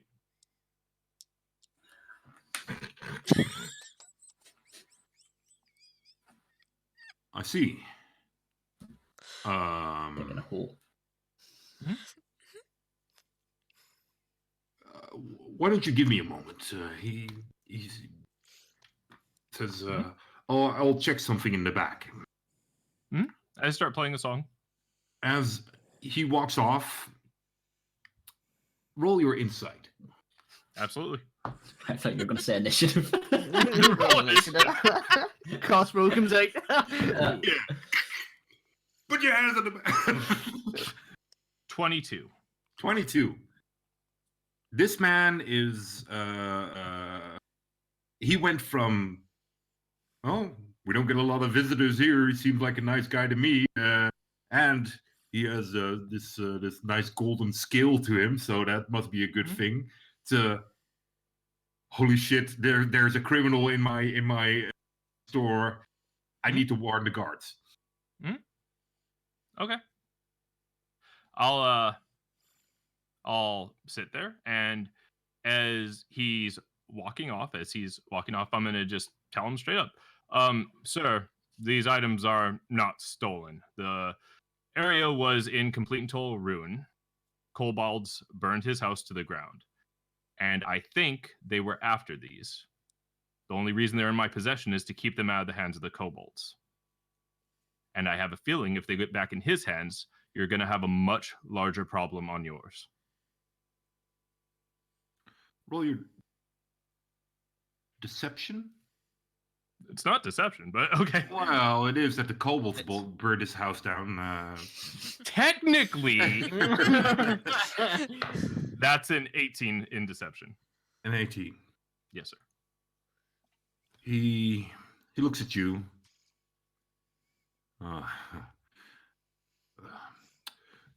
You know what? Why don't you take these things and bring them to the captain of the guards? He should keep this and keep it from falling into the wrong hands. I'll tell you what. I'll sell it to you at whatever price you want, and you can take it to him. Maybe you'll get a reward. Like the reward kind of like, oh, yeah. A gold and a half it is. He gives you a gold and 5 silver. Mm-hmm. I bow, take it, and then I just walk out. I say thank you. I walk right back to the tavern. No worries. Okay, you head back towards the tavern. And just as you do, you see Varen kind of leaving. Where are you going? There's a blacksmith down the road. I might need a few stuff fixed. You can come along if you wish. I think I will meet up with you quite soon. Where is this blacksmith? It just gestures down the road and the clanging noise. Ah, yes, the clanging noise, the telltale mark of a blacksmith. I shall meet you there. To you. Walk into the tavern. Okay. You head into the tavern. Nim and Vince, you both plates given to you. Are you still sitting at the bar, and are you sitting out somewhere together? I do not sit at the bar. I think I will sit at the table. Okay. You remain at the bar, Vince? Because then I can put the cat on the table next to me. Way better. Yeah, Vince is still at the bar, like dunking like a whole loaf of bread into the stew. Okay. You realize that your cat is at the verge of being overfed, because as you kind of put him on the table, and there's a bowl of stew and bread and some little bits of bacon here and there. The cat doesn't even look up. He's just lying there. Aww, did you get a good meal? Aww. I talk to the cat and eat at the same time. As you pet him, you hear a little. Fluffles! I take my plate and I jump one seat to the side. Fluffles! You see Gemini re-enter almost immediately when Doves. Yeah. Fireworks. Yes. Oh, sparkles! Doves with fireworks. Yes. That sounds terrifying. Yes, it is. Immediately, I walk right back up to the family. I go as close to where the boy's sitting as possible. I pull out the 1.5 gold, and I had 30 of my own, and I set it in front of them. And I turn to the family, and I say, your home was destroyed due to the kobolds. It's true. We could have done more to prevent that, and we didn't. This is my payment for that. We did, however, save your lives. We did bring you back to your daughter. You will no longer be using that brain because it's destroyed. The vials are destroyed, and your tools you will not be getting back. This is a recompense for that. Now, enjoy the rest of your life, treat your children well, and stop being a dick. Go sit with my friends. As they're kind of taken aback by this, and you see him seeing the small pile of gold that you placed in front of him. As you walk off, you hear a soft like, "Thank you," as you rejoin your friends. Who said thank you? You think the farmer. I'll just say back to him quite loudly, it wasn't for you. Still a bit of a dick. Remains quiet.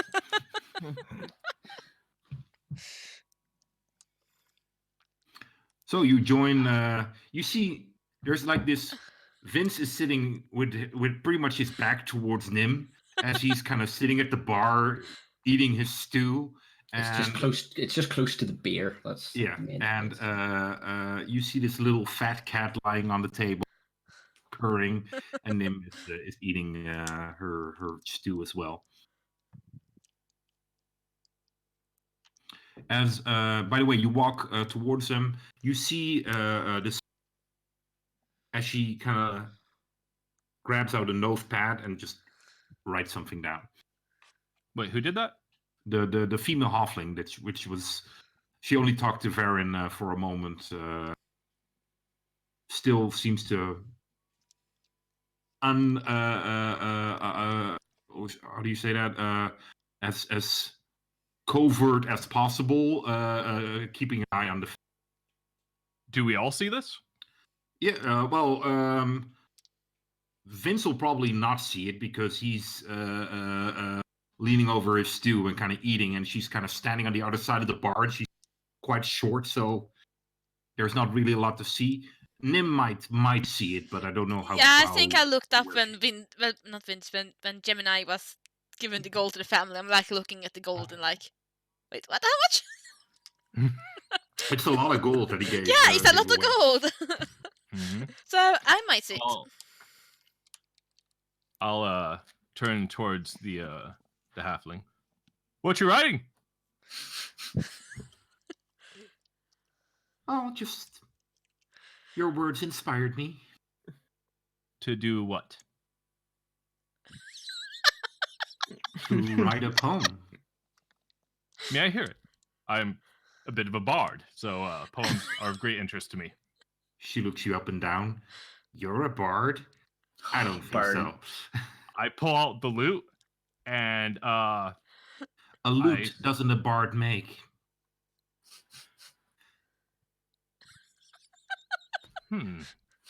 I pull out the lute, and I start playing a song, and halfway through... She kind of holds up her hand. At that point, I cast Mage Hand and High Fiver. As she looks, and there's this big smile on her face, like, ooh. If you really are a bard, we should have a contest. Oh, I think that would be wonderful. First, can I hear your poem?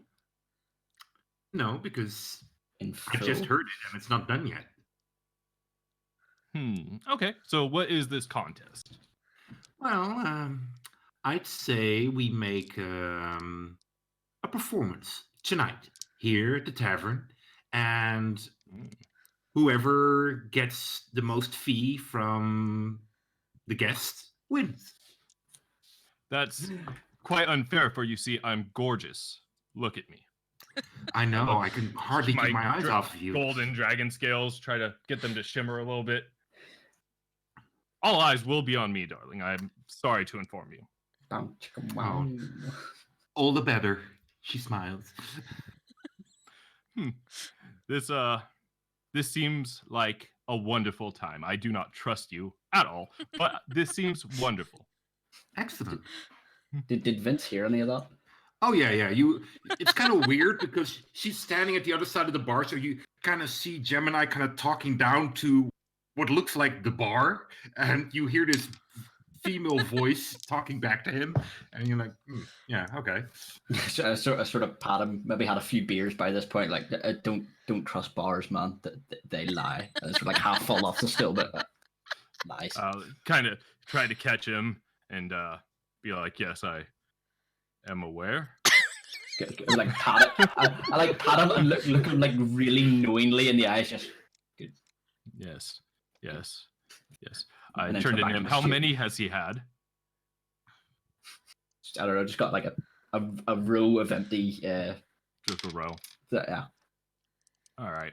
I hand him the rest of mine and turn back towards the halfling to see if she has anything else to say. No, she seems to stand there and kind of observe, and after a while she kind of walks over towards the family and asks, would there be anything else? No, thank you. We're probably leaving, but thank you for your care. It's our pleasure. They kind of get up and she starts to collect the mugs that they were drinking from, and she kind of grabs the mug from the son, and she kind of looks at it. Oh, sweetie, you hardly drink anything. He's fine. Come on, let's go. As they leave. I was gonna stop him. Okay. Oh my god. I'm just going to ask. I'm gonna stop the farmer. I'm gonna kind of gingerly put my hand on his arm as he's walking out. Which and hand? I'm just gonna... Your scale hand or human hand? Oh, my scale. Of course, my scale hand. All right.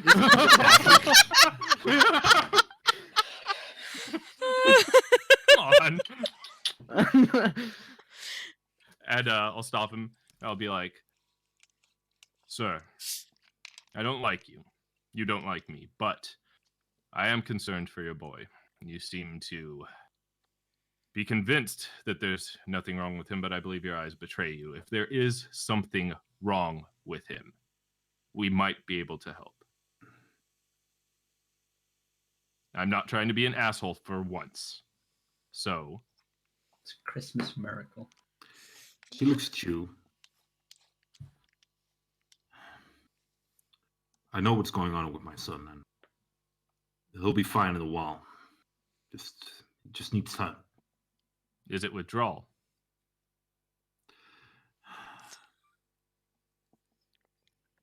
He drank some of the juice that the sprain produced. I drop my fork if I hear that. No, he says it.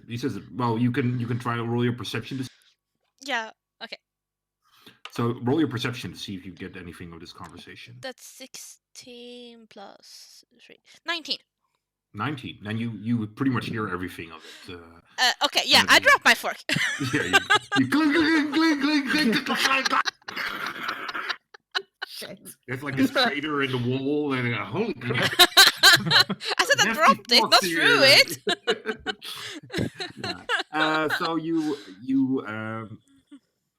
he looks at the farmer doesn't react to you dropping the fork, and he says like, he'll be all right. Just take some time. Have you seen this before? Are you certain he'll be okay? Yeah. Okay. Take care of him. We will be back, and we will check on you. Not in a threatening manner, don't worry. I just want to make sure your family's okay. Thank you. He'll be fine. Good. All right, off with you. They walk off. As the girl kind of looks and is holding her wooden ducky, and but and she kind of points at Nim as they're at Nim at Ellie, and they're like, Sir, before you leave, I did promise the girl that our friend here would fix her duck. Would you allow her to do that? it's already kind of late. We have a long journey ahead. With your generous donation, we can buy her something else. Thank you. She seems pretty attached to that duck. At the very least, get that fixed for her. We will. Thank you. Good. As they walk off, Varen, you kind of head out. You easily find the smithy. As you see, it's pretty quiet there. It's at least quiet for the amount of people that are there. But you see this this red-headed dwarven female standing there, like dung, dung, hammering away. Okay, I'll walk up towards the blacksmith, and was it Ghibli you called her? Was it Gillet. Gillet? Right. Yeah. And I'll look over towards the dwarf and go, Gillet, is that the blacksmith? Gillet? As she looks up and says, "Yeah, that's me." Yes, I'm looking for a few things, so I am. I hope you could make them. Have you ever worked with black iron or darkened steel? She puts down her things and I have some experience with it, but she looks at her hands. Not with my own hands, but I've seen people work with it.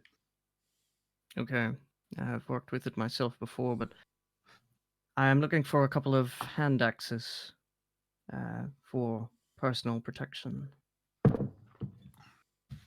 Well, I don't have any black axes on stock, if that's what you're at. Just standard iron. Yeah. Yeah. No, they will still do. All right. Do you have a couple? I'm looking for maybe 2/3, maybe. Standard axes. You want to throw them or just chop with them? They're more throwing. Let me see.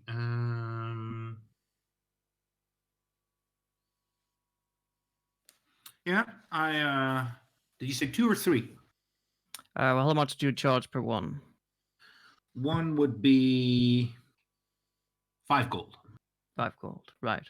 I can buy 3. And I have another personal crest as well. Do you work with leather? Can you make a holster for a belt and 3 Sure. axes? Yeah. Yes. How much would that cost in total? 15 gold for the axes, and well, I have a belt here. She looks at you and guesses you would assume your waist thing, and she like, yeah, you'll do. But they have 6 loops around them for 6. daggers mostly. I can adjust them to hold axes. Yes, that would be appealing. Would it just come with the 3, or would you just adjust them so they would fit, say, 6? Well, I don't think you want to walk around with 6 axes wrapped around your waist. No, just a few, not that many. With the arm to the teeth, then. Yeah, apparently. Well, like I said,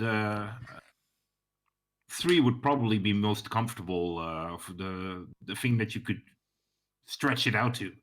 I would have to adjust the belt, but that's doable. For the belt, I would ask 2 gold. Will 20 cover the whole thing? She 17. looks a bit. Yeah. If you want to pay me 20, yeah, that's fine. And how fast can you get that done for me? You want a quick order? Yes. Well, for 20, I can get on it right away. Right. Will it be done by, say, tomorrow? Easy. That'll do. I'll pass over the 20 gold and go, pleasure doing business. You grab your pouch, it's gone. My pouch is gone? Yeah. What about, actually, what would how much would I have kept in my pouch? How many coins could you keep in a pouch? Is it roughly maybe 10, 20, 30, I'm not sure. Depends on the size of the pouch, really. But Uh-huh. seeing as it was your starting money, I would assume it's probably it's all in one pouch. So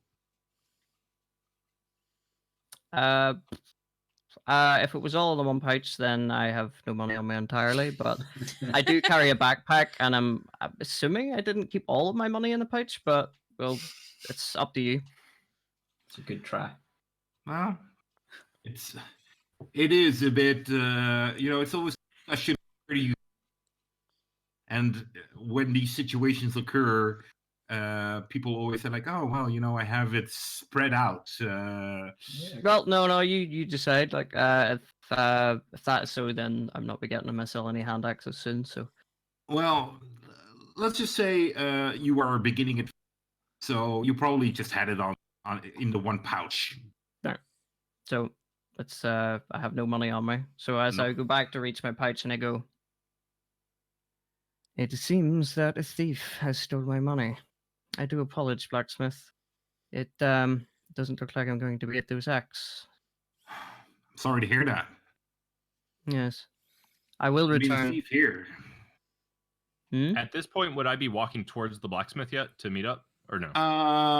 No. You had the interaction with the farmers and stuff. Okay. You talked with the halfling. So right. Yes, this does seem bode unwell. I apologize. I will return when I achieve some funds and require your services again. Sorry to waste your time, blacksmith. No worries. She nods and looks at you for a moment longer, and then gets back to work.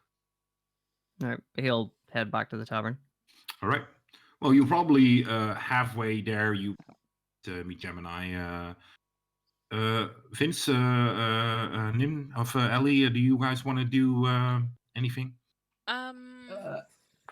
Might regret this, but if I paid the barkeep for the food and the beer. Have you paid him? No, not yet. Okay.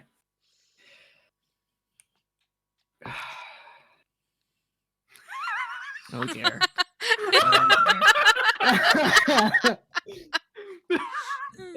I'm just saying, a drunk Vince in a bad situation is not the best. Go for it. And start the fire. I'm assuming I've finished my stew at this point. Yeah. You both are done eating. And your 10 beers. Yeah. Okay. I sort of straighten up and go. Morgan. Yeah, I'll probably also want to do you? pay, I guess. Vince, important question. Do you drink and get drunk, or do you drink and just? It's just tipsy, not tipsy. He's not plastered. He's just. You told me not to trust a bar. Yeah, that was him sober. Oh, okay, cool. Never trust a bar. See when we come into a bar mimic. Mm-hmm. Remember this day. True. That's true. You're right. Yeah, no, he's just tipsy. He's not. Okay, good. So yeah, he says to Morgan, "What are you?" Let's see. That'll be 2 silver. I'm going to regret this, but I go to my pouch and go to give him the silver. There you go. You hand him 2 silver. Thank fuck for that. Okay. I was half expecting all of us to have been pinched there. Mm-hmm. I also want to pay for my food. You also pay for it? Yeah. Okay. Yeah. Also 2 silver, so you 2 silver. you both finish your tap. Okay. Sort of turn around to Nim and go. I'm gonna go and see if I can find that herb garden. What was he described it as, wasn't it? All right. Of the woman. Go and see if I can find there. See if I can get my hands on a few things. Okay. You do you go with him, Ellie? Yes, I will go with him. Okay. You guys leave. I will bring Fluffles as well. Of course. Yes. Yeah. You both leave quite shortly after Gemini, and you see as you come out of the tavern, you see Varen approach the tavern, and he just meets Gemini on his way there. What is your expression, Varen? It's still same as normal. Okay, It's like it's no surprise to him. there you go. So how was the blacksmith? Did you get what you needed? She was delightful. Excellent. Yeah. What did you end up getting? Let me see it. It's being made for tomorrow, so maybe tomorrow. Okay. What is it? Is it a I nice was- new broadsword? Oh, it's something personal. I understand that. Very well. So, did she have anything interesting? She could probably do all sorts. I did have a conversation with her to do with black iron and blackened steel. If you're into that sort of weaponry, she could probably I do am anything not. for you. Excellent. Okay. Well, I guess I'll go pay her a little visit. And the others, I believe, are going to be leaving right behind me, last I checked. So you might want to go meet up with them. Unless you wish to accompany me back to the blacksmith for some reason. No, I'm good. Okay. I may go talk to Morgren. Okay. Well then, tell him hello for me and apologize for my previous behavior. And I will see you when I see you, good sir. Let's walk away. All right. You guys see them having you see Gemini and Varen having a small. Varen continues to walk towards the tavern. Do you guys wait around to meet him, or do you immediately head off in search of this garden?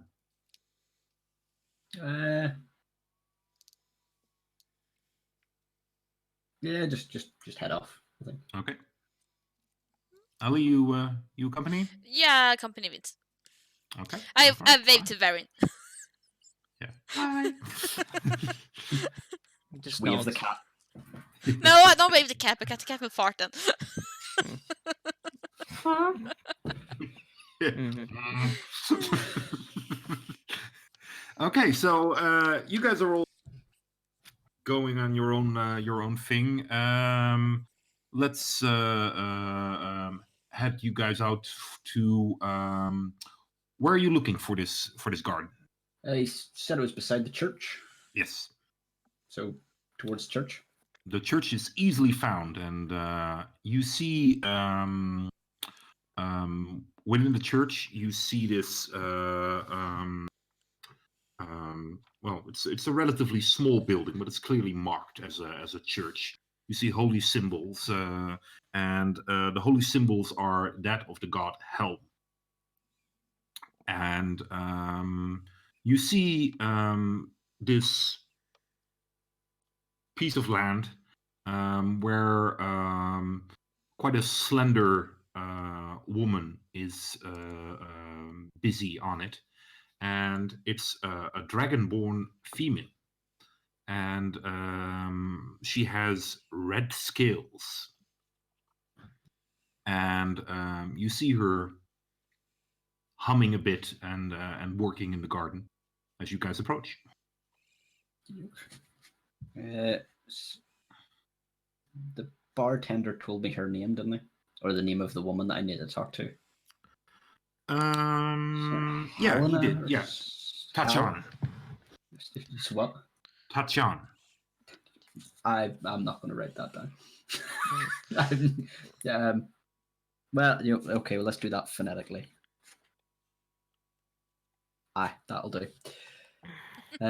So it's sort of as I approach, I sort of shout over, "Hello, would you be Tachan by any chance?"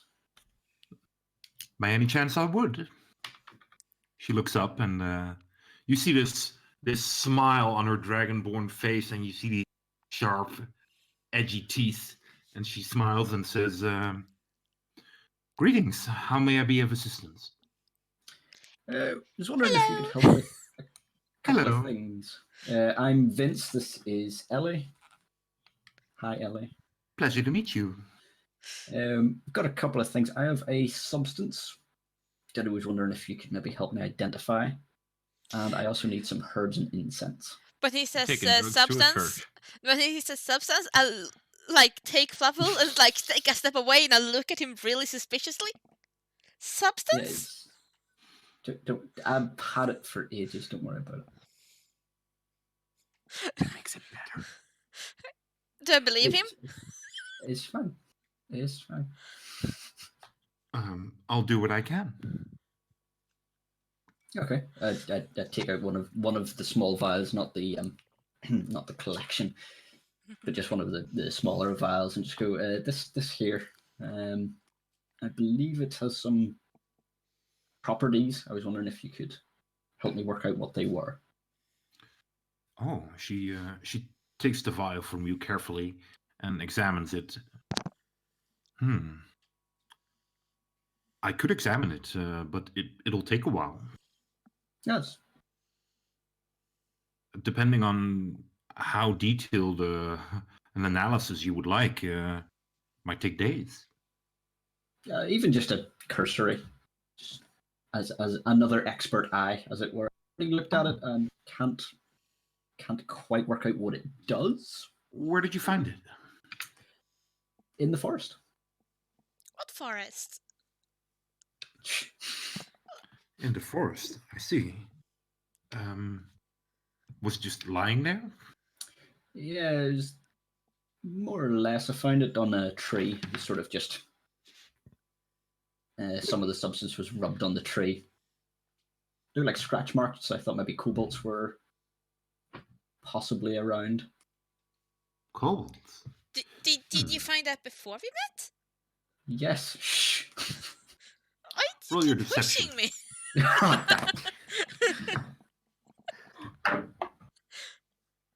That's good. That is good. That is. Oh, that's not good because that's a minus. 14. 14. She looks at it, and you see like this membrane, like kind of slide over her eye for a moment as she. I'm sorry. She hands you back the vial, and she says, "I only deal with honest people. Oh, boo. Okay. Have a nice day." All right. No. I'll pocket it and go, well, worth a try, and head back. You head back. Yeah. Oh, wait, actually, no. I go and see if the church is unlocked, or if it's open. The church is right next to plot. Yeah. Okay. As you kind of approach the church, what do you do, Ellie? I'll wait till Vince is a little bit out of earshot, and I whisper to her, "Do you think he was lying?" I know he was lying. You better be careful with this one. That bastard! As you kind of walk towards the door of the... She says, "Excuse me." Hello. What are you doing? I need to get some incense. Yes. Well, I'm sorry, but no incense for you. What's the god Helm, was it? Mm-hmm. I turn around and I go, I thought Helm helped all people. Well, then you clearly need an education. Burn. We're just making the best impressions. Yeah, jeez. All right, I sort of go back to her and be like, look, I just want to get some supplies. Fair enough, you don't want to help me with the substance. So I get some supplies, happy to pay for them, and I'll be on my way. I have no need for your money. And I think it's best if you leave. Boo. All right, fine. Cut losses and head back. Be like, Nim, you come? Or Ellie?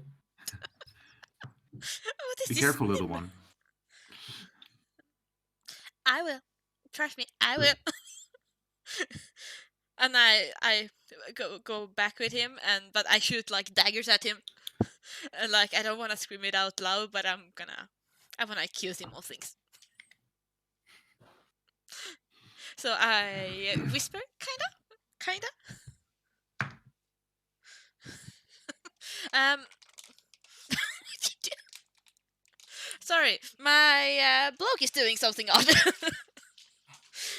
Being really distracting. Sorry about that. You did something to the brain, didn't you? But I may have milked it a little bit. You what?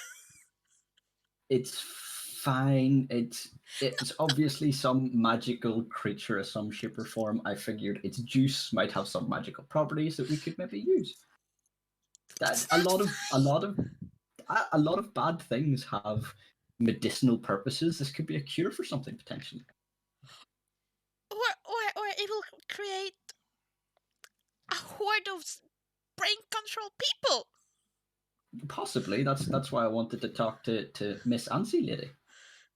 You should ban it. Well, it's fine. Don't worry, it will not be used for anything until I work out exactly what it can or can't do. Give it to me. And I will ask the lady to take care of it. see, but the case is bigger than you. Just a bottle.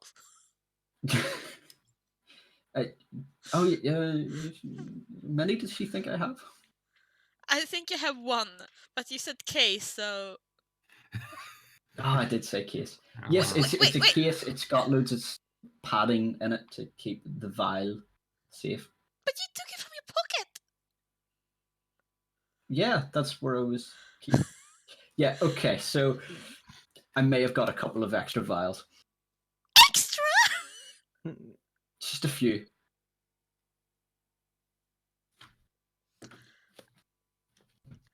And I just carry on walking. I like stand there and I stare at him. I don't know what to believe. I turn around. I go back to the dragon board. All right, excellent. Gemini, you arrive at Gillet. Hi there. How are you doing today? Oh well, she puts down her hammer again. Busy today. Yes. So you've had. Oh, other I think your brother was just here. Yes. Correct. Now, speaking of him, I was curious. What is he commissioning from you? You see her look at you. Hasn't he told him you himself? No. I'm sure you spoke with him a little. He's a bit tight-lipped, and if you ask me, a bit of a dick. I think we've had a few run-ins with guards and things here, and he mouthed off a little bit to them. You can ask. He's Melody Dragonborn the whole nine. He's been a bit troublesome, and you know, it's interesting how Melody he is with everybody else, but when it comes to his own family, he's very tight-lipped. This is why I just want to know what it is he's planning. Is it some kind of familial prank? What is he trying to commission? She sighs. I don't suppose I should tell you, but you seem like a really nice guy. She kind of leans towards you. It's a gift. A gift? Mm-hmm. For who? Your mother. Is that right? Yes. I would like to insight check her immediately, and I would like double advantage. Yeah, you can take advantage.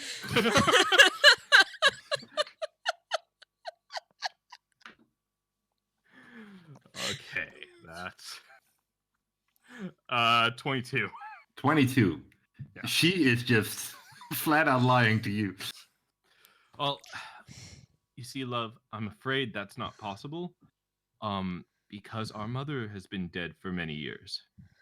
I know, it's so sad. Yes. So how will she accept this gift? Of, I'm assuming, steel and or leather.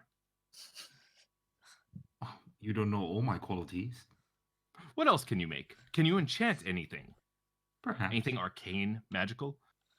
Well, let me know. I may be willing to purchase something from you. Excellent. What would you like? Well, I take out one of my throwing cards. Ooh, that's lovely.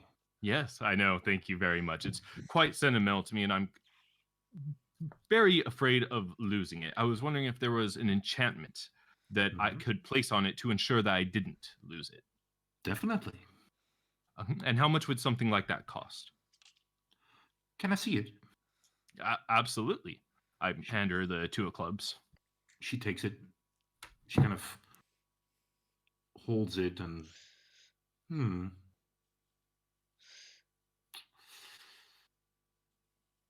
You see her eyes kind of go up into the air, and she says, I can do 2 things with this. I could probably make it that you throw it and it comes back to you. But I could also make it that you could tap it from your hand, like this kind of motion, and it would create copies of it. And how much would each of these enchantments cost? Well, the return enchantment will be the cheapest, because that is just having it returned to your hand. It's quite simple. But making copies of it, mind you, copies that only last for a short moment, that will be more expensive. Well, give me a price. She thinks for a moment. I would say the throwing one is about 10,000, and the copy one is about 40,000. Ah. So what were you making for my brother?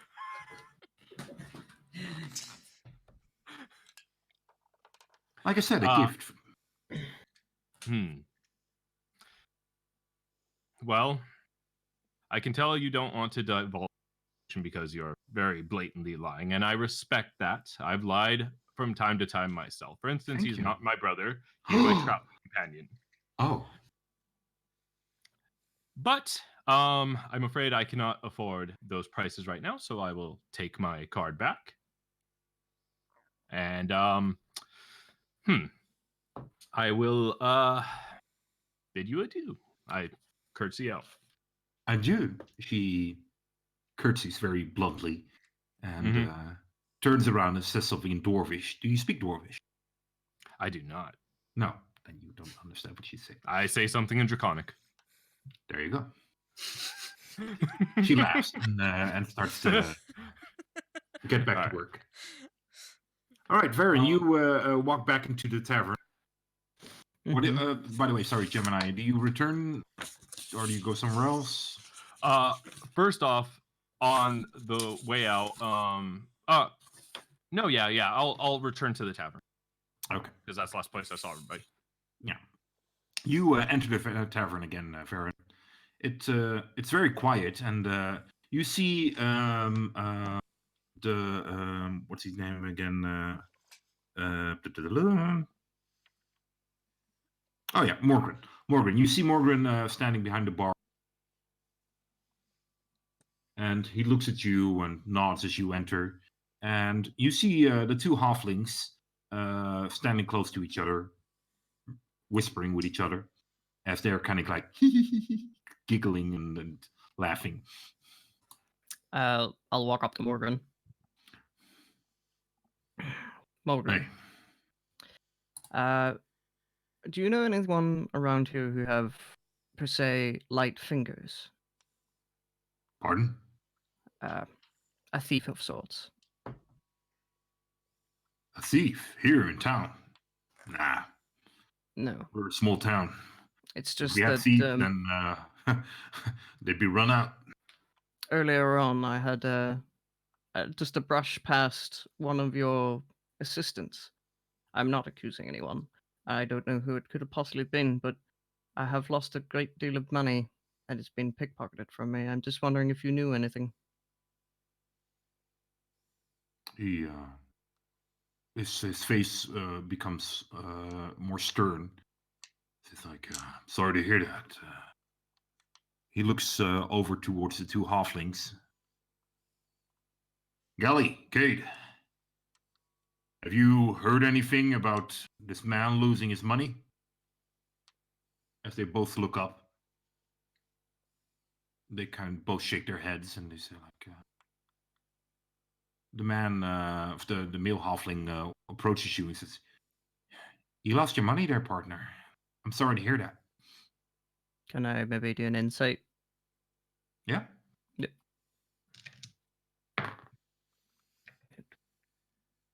That's 17. 17. He looks genuine. Genuine. It seems to be, yes. I don't know where it has disappeared to, but yes, you can't trust anyone these days, can you? Apparently not. Well, if there's anything I can do, I haven't heard any. Yeah. Everyone's here is really nice, and they always just are very talkative and friendly, especially if they're addressed. Okay. Well, if you come across anything, sure, let me know. That's the best you can do for me. Certainly, sir. Absolutely. We'll be extra careful when we clean up here. See if we find anything. Yes, keep an eye out for the pouch or possible thieves, because this obviously has happened on purpose. So How much was in it? quite a great deal, actually. Oh, But I will not tell you that, because if you find something with a certain amount of money on it, I can sort of tell you. all right. I'm sorry to hear it, my friend. Here, why don't you have a drink on the house? I'm fine. I don't usually drink. Oh, well, all right. So, but eat then. Yeah. Anyway, could you direct me towards a church? Hopefully the church would be kind enough to maybe suit me for the night, because no money means no room. Yeah. He gives you directions. You just ask for Lady Tachan. She's a kind woman. She's not. Varen, he's a halfling as well, isn't he? So he's Sorry, what? the person I'm talking to, is the attendant. He's a halfling as well, isn't he? No, there are two halflings and a dwarf. Right. Morgren is the dwarf, and there's two halflings. Yeah. Who was I talking to at that time? Morgren. Morgan. Yeah. All right. I'll just extend a hand out to Morgan and go, "Thank you for your help. Maybe I'll see you again," and he'll take off towards the church. All right. He shakes your hand, and you head off, and you see Vince just heading back, and you probably see Gemini also heading back. I have returned. Doves. Shit everywhere now by now. There's just loads of them. Just nothing but doves. White bird droppings everywhere. We're going to get a mission to clean up all of the doves at some point. The tavern's just covered in burnt shit. Yeah. Maybe one of the doves has his money. Just flying off. That's it, yeah. So I take it we pass each other then on the... Yeah. You notice, by the way, that Ellie has no longer joined you towards the tavern. She has turned around. He's fine with it. Yeah. I'll just nod as passing by on my way through. Okay. Sort of ask him, where are you heading? I'm heading to the church. I don't. There's a dick there. Specify. Dragonborn dick. Yes. I walk up. You rang? A different one. Varen just shakes his head and just sort of slowly walks off. Actually, I turn around to Gemini and go, Yes. "You're good with the words, like I'm not. Yes. I could use with a hand." I tried to get that brain juice analyzed by the church deck lady. You took drugs to a church. Yeah, she's a herbalist. I didn't actually connect the two, really. You I know there are should've. different kinds of herbalism, correct? It's fine. It's fine. I was just going to see if she could get her to analyze it and see if there's any good properties in this that we can maybe use, or whether it's not worth. Hand me a anything. vial. Get my vial. Where's Ellie? Still up with the lady. I think she may know I milked the brain, and I think she's maybe a bit bummed about it. Fair enough. Well, I'll go see to that after I get a drink. Would you like to join me? Yeah, sure. Walk into the tavern, get a drink. Okay. You guys get a drink together. Ellie, when I walk up to the bar, I'd like to go through my pouch and pay for it up front. Okay. No problem. All my money there? Yeah. All right. Just making sure. That's making sure. All right. Yeah. Can I sit down and have a drink? Okay. Ellie, you're back at the. Yes. And I walk up to the lady. As she has continued her work, as you approach her, she kind of looks up and smiles again. It's kind of, the smile is strangely enough kind of friendly. It's just the teeth make it kind of scary as well. It's okay. And you don't recall ever seeing Farron smile, so kind of like, is this like a greeting or just a growl? It's kind of mixed signals. I look at her eyes instead. Yeah. She has, you think, raised what you think would eyebrows would be. She looks at you. Hello there, little one. Hi. I was wondering, could I maybe ask you some questions? Certainly. This might sound weird, but I'm slightly worried, and I was wondering, have you ever heard of like a brain creature? She With stops working with the ground. A brain creature? What do you mean? Like, so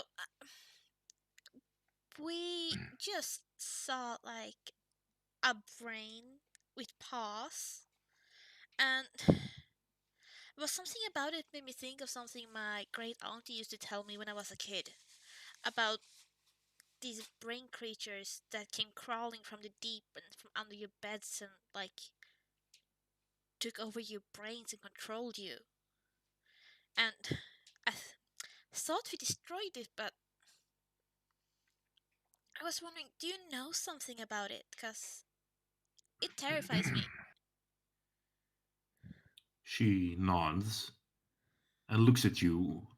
Her, what you still assume and feel to be her warm demeanor towards you is kind of a bit more reserved at this point.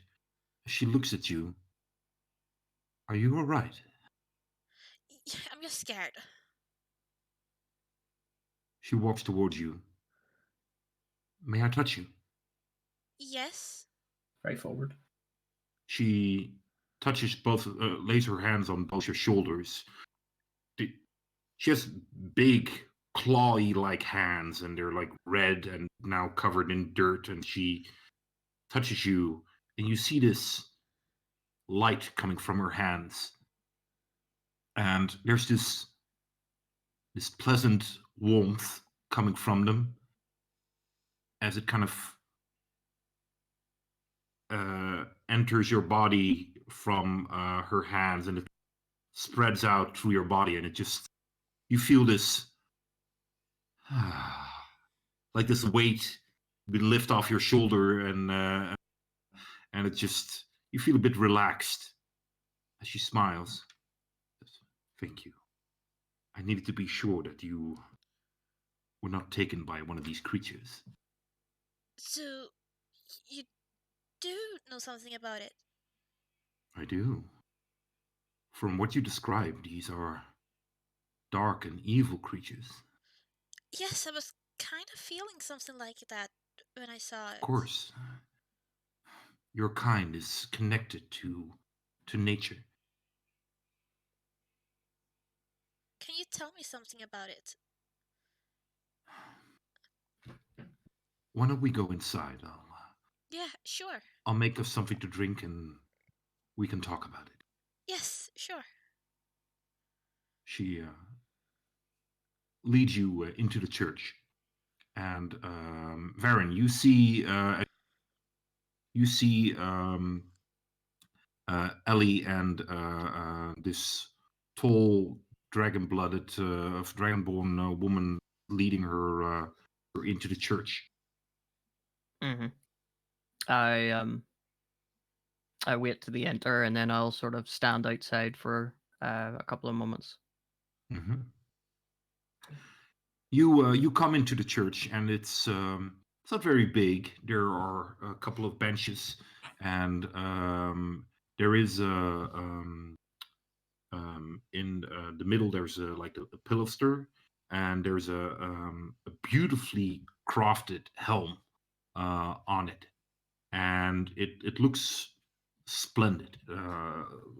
Probably one of the nicest things you've seen in a long time, which is not nature or anything. It's made physically, and there's this glow coming from it, and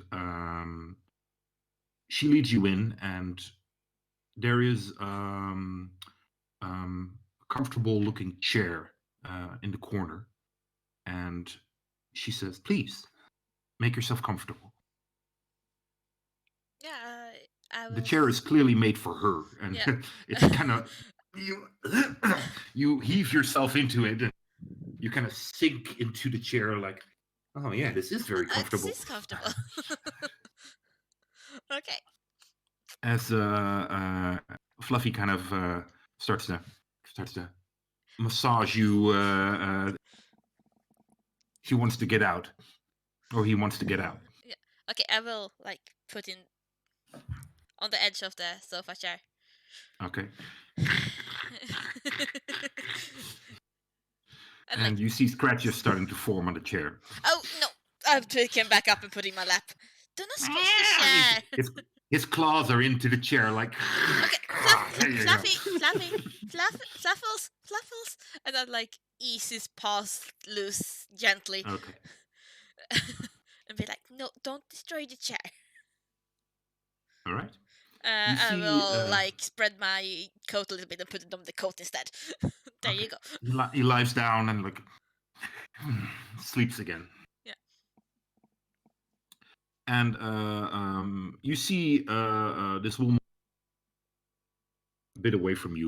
There's apparently a small kitchen of sorts there. And what you find surprising is that there doesn't seem to be any separation from what seems to be more or less partially her living quarters and the church itself. It all seems like it's open, and she seems to be in some sort of like a small kitchen of sorts, and is preparing some drinks, and returns to you. How long do you stay outside, Vera? I'll probably I'll wait a couple of minutes and then I'll knock the door. Okay, you see the door is ajar, so it's slightly open. I'll knock the door, and if I get a response, I'll just sort of wander in and say, is anybody here?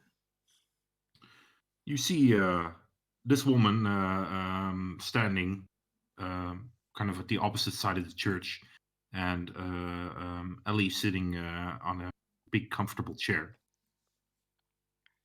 I'll stand Many towards... visitors today. Yes. Hello. You are the keeper of the church. I am. Yes. I should introduce myself. Varen Sul, paladin of Kalimvor. I Pleasure to heard meet you. this is a Church of Helm. I hope you can help me. I'm in a dire situation at the moment. I will wave at Varian from my chair. Hi, Ellie. You two know each other. Yes, he's the traveling companion, so she is. Anyway, it appears that a thief has maybe crossed off with my pouch, and I have no money to keep myself. So I plead to ask your forgiveness and say, can I stay in one of your pews in your church for tonight? She walks towards you and has a small tray with 2 drinks on them, and she looks at you and looks you up and down. How tall are you? I think he's about 6 foot something. Okay. Okay. So she looks at you. She's pretty much the same height as you are. She's quite tall for a woman. And she looks at you and says, "Certainly." Thank you. And she takes up one of the drinks from the tray and says, "Would you like a drink?" I would indeed. Thank you Here for you your go. graciousness. He'll just sit near, close enough to them, and just sort of drinks the tea. As she walks towards you, Ellie, Oh, and you she cut looks out. at you.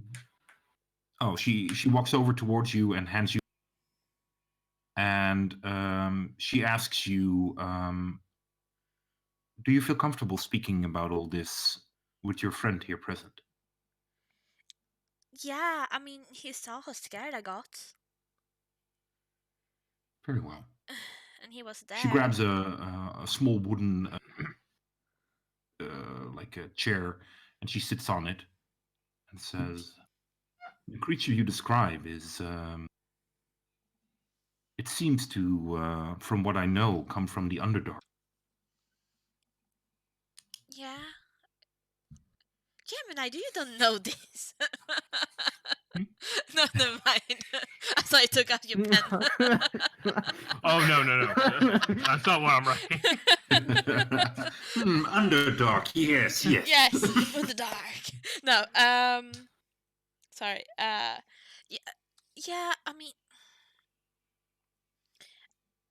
I come from. Wait, what was the city called? Um, Andura? yeah, and I come from Andorra, but my great auntie, she lives. She doesn't live in the city. She lives in our old homes Mm-hmm. somewhere, and that's connected to like our like ancestors' home.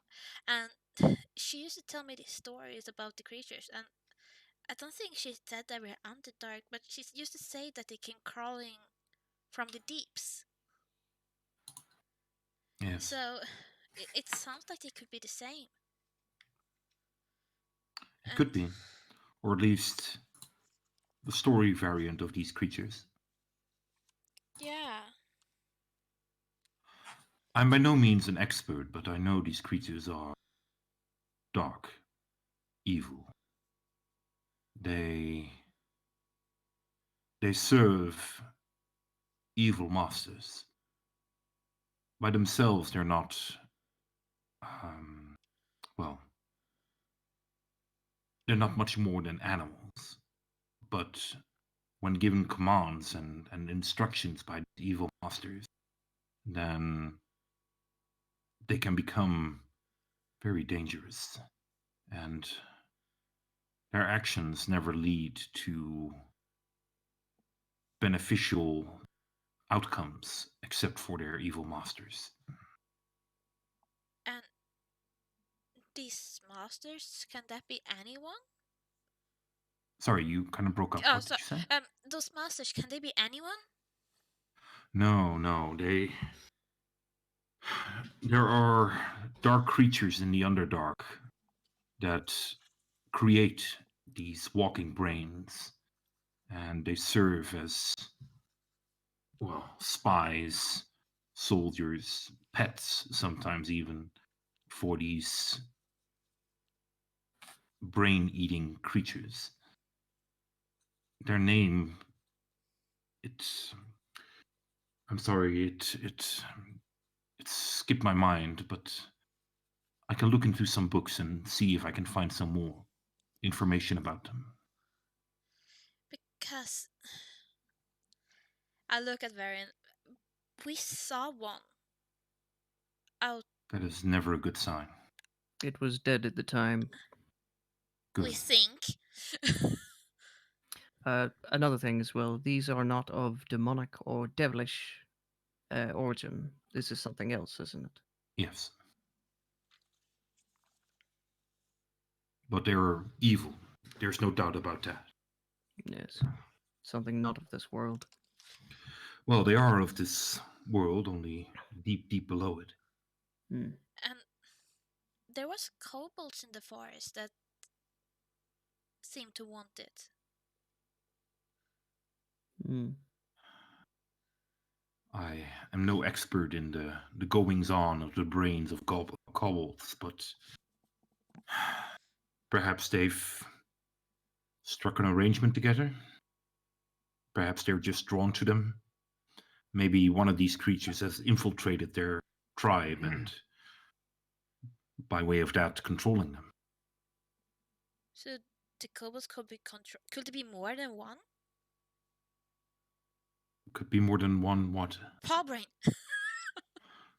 I would think so, yes. They usually, well, they can be by themselves, but there can be more. Gemini, you had a drink. How long do you keep to have a drink for and then head towards the church? I would just slam the drink back with Vince, and then just head on out. Okay. Vince, you stay at the tavern, or you go come with? No, I'd go with him. Although I'll Okay. stay out of the church when you go into chat. All right. That sounds like a marvelous idea. Told me. At least until you've gotten a rapport, and then come and be like, hey. No, you should just stay out.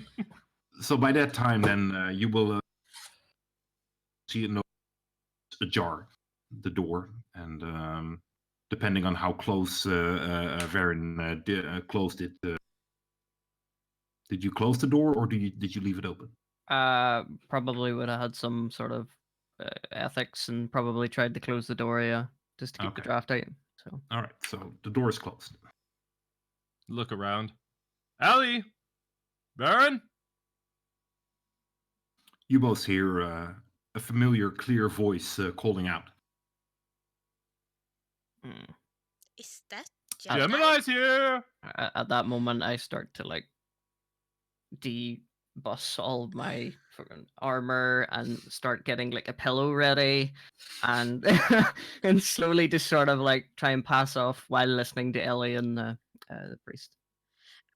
I look at Varian and as I start Gemini, Vince seemed to have this kind of bottle earlier, or flask with some weird substance, and I think he was trying to pass it off that it wasn't it, but I think it did something to the brain. Did you know about this? Oh, are you talking to me? No, to Varian. Oh. I don't recall seeing. I do remember the brain. Did he do all of that in front of me by any chance when he was squeezing the brain out? No, I don't think so. Right? No, I think I left by that time, so I know nothing about it. Yeah.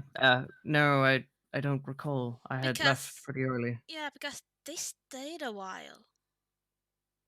Tachan gets up and says, "Is this another one of your friends?"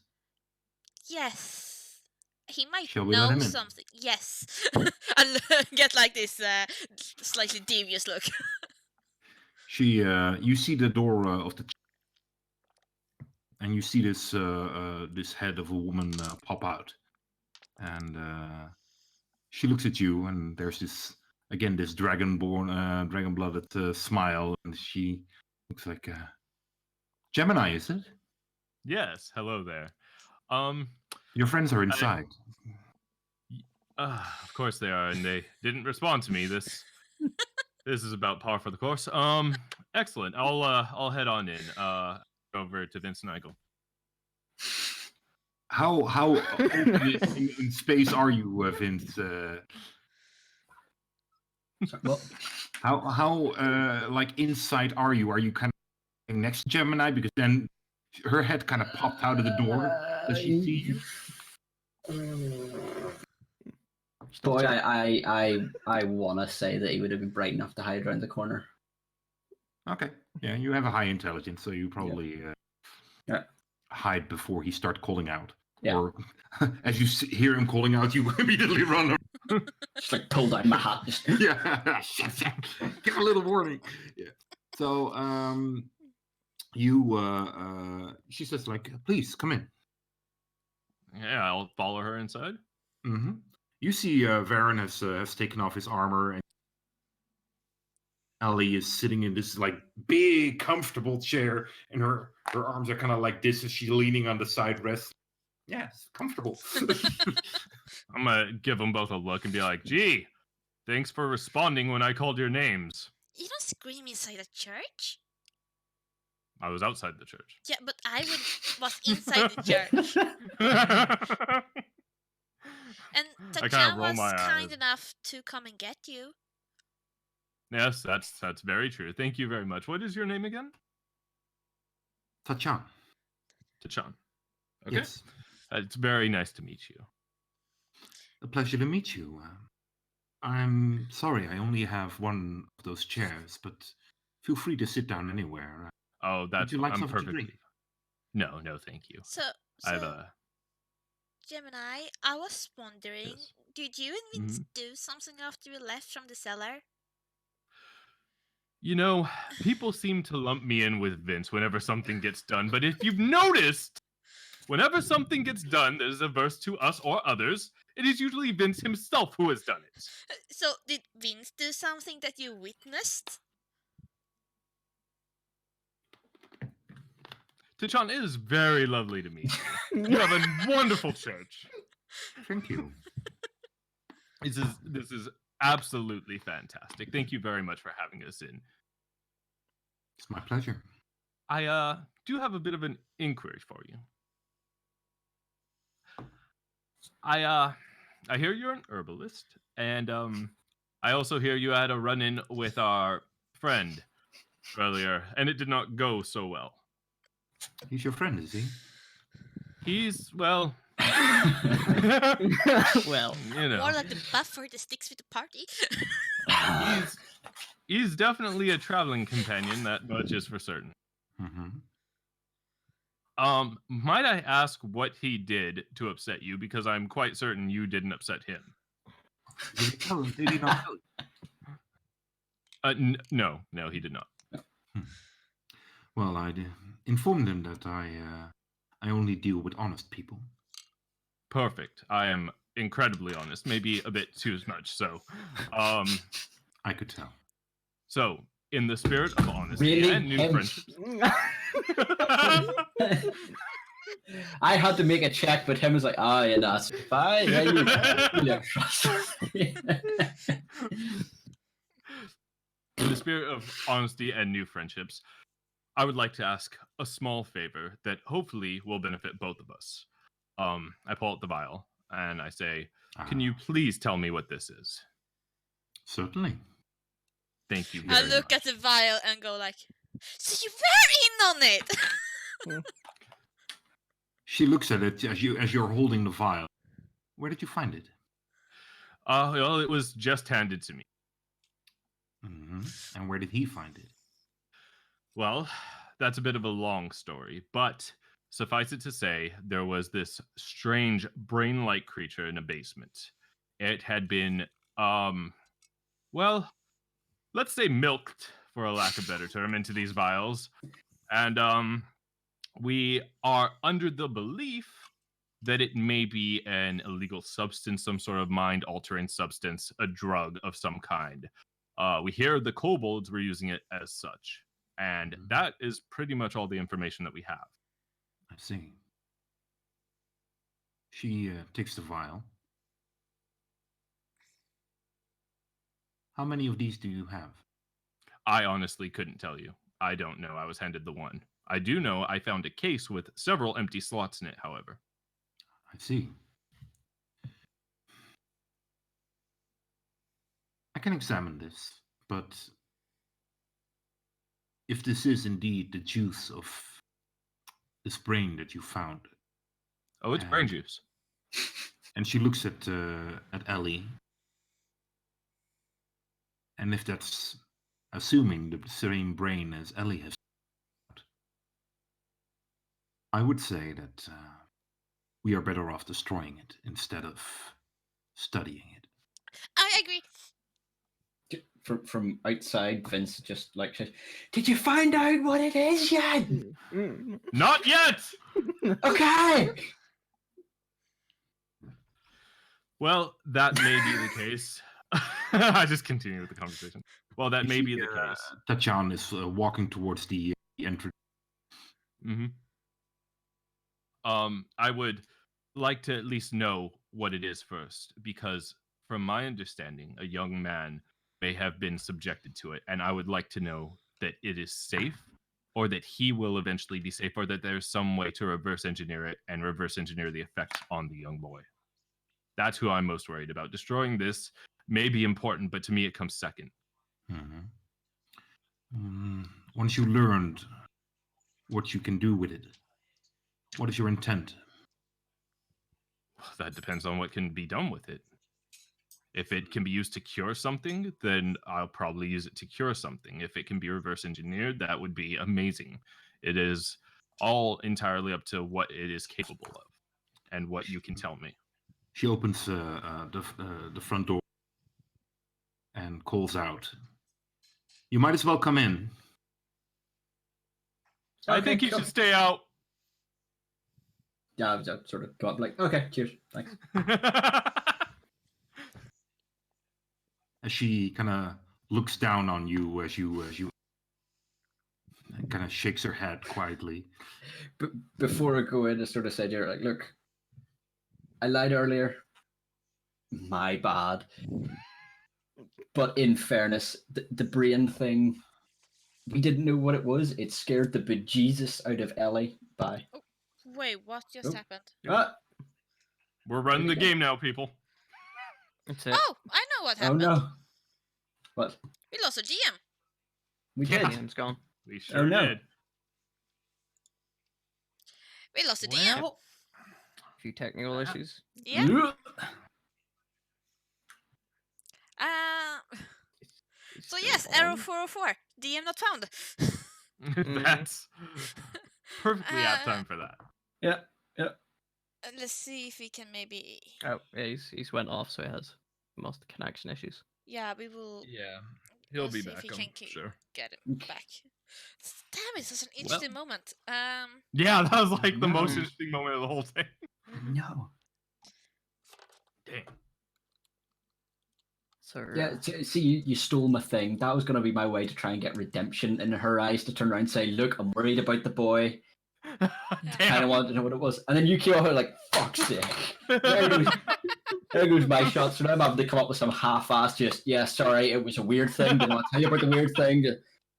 Yes, you Well, do. to be fair, Gemini's been worried about those kids for like the past 2 sessions.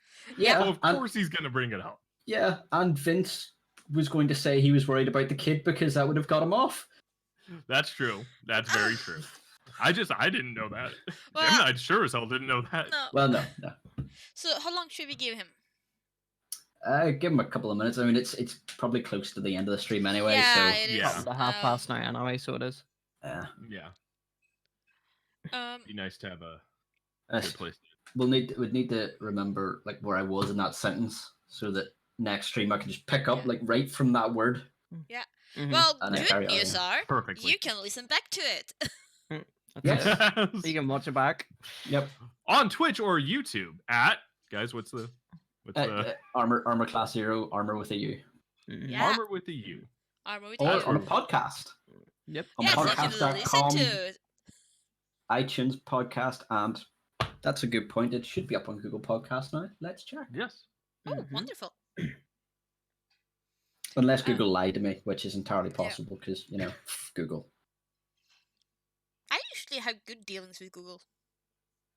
Well, the podcast thing is only available in the United States and Canada, not here Oh, or anywhere else in the world for some reason. So we had to get Shin to upload it. So it might be on Google, but maybe only on Google in America. so I only don't know. Shin can find out. Yeah, only he can use it. Yeah. Wow. The magic. Rocker nope. might be coming back. He came back online. I can Oh, see him, there he is. but I don't see him joining the call at the And moment. and There oh, he is. There we go. Hey. Hey, Ah. there we go. That's weird. Did you guys all have the same problem? No. Or was it just me? Just Yes, you. that you. Oh, it was disconnected. just you. That was him. Dang it. Well, to be fair, we all had the same problem in that the DM disappeared. That's Yeah, true. that's true. Yeah. We all had the same problem. At a Albeit a dramatic different one than key you. moment, yeah.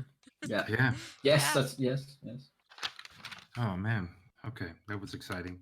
It's one of those cliffhangers, so it was, you know. You were doing a monologue, Vince. I kind of dozed off. I kind of. Yeah, no, it's fine. Basically, he's trying to bullshit his way to say, "My bad, I didn't tell you because reasons." That was the gist of it, basically. I was originally going to use the boy as an excuse as to why I really wanted to know about this and didn't want to mention the brain because drugs and stuff. You could have But, still piggybacked off of that. I shin nipped that one in the bud, didn't I? Dick.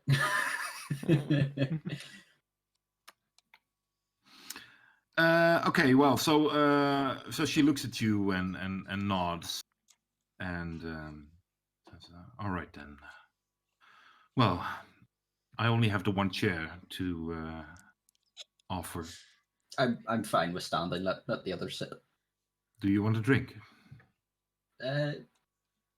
What have you got? Just fruit juice. Fruit juice is absolutely fine. Wonderful. She pours you a drink and hands it to you. Thank you. Sort of. Oh yeah, take my hat off when I come inside because inside church. And So, stuff. you were saying, Gemini. Oh, you were saying. Did you introduce yourself, Gemini? Yeah, right. Yeah, he Yeah, did. I introduced. Yeah. I don't even remember. Oh.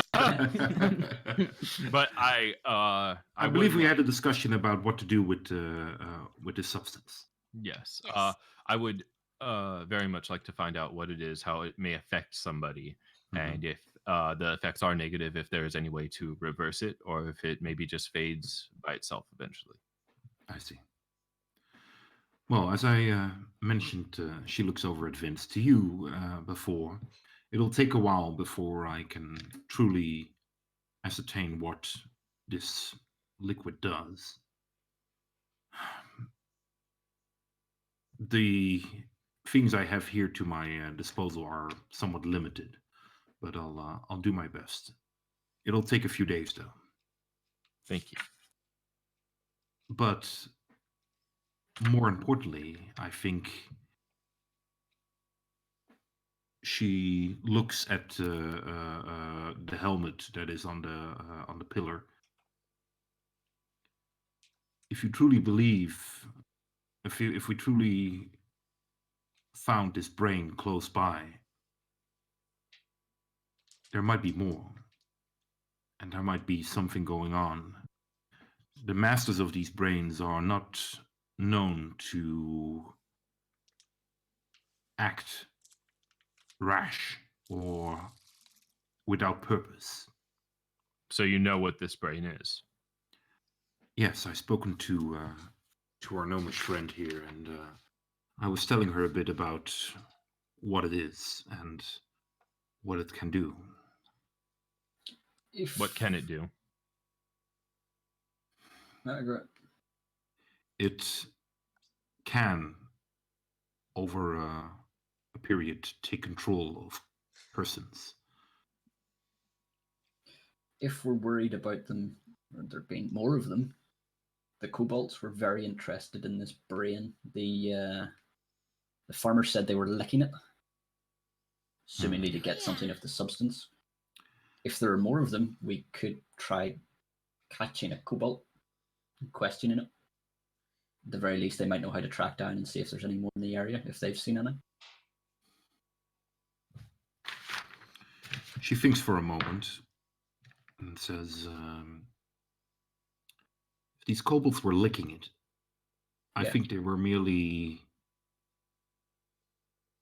pleased or, well, looking to get whatever effect this substance gives to them.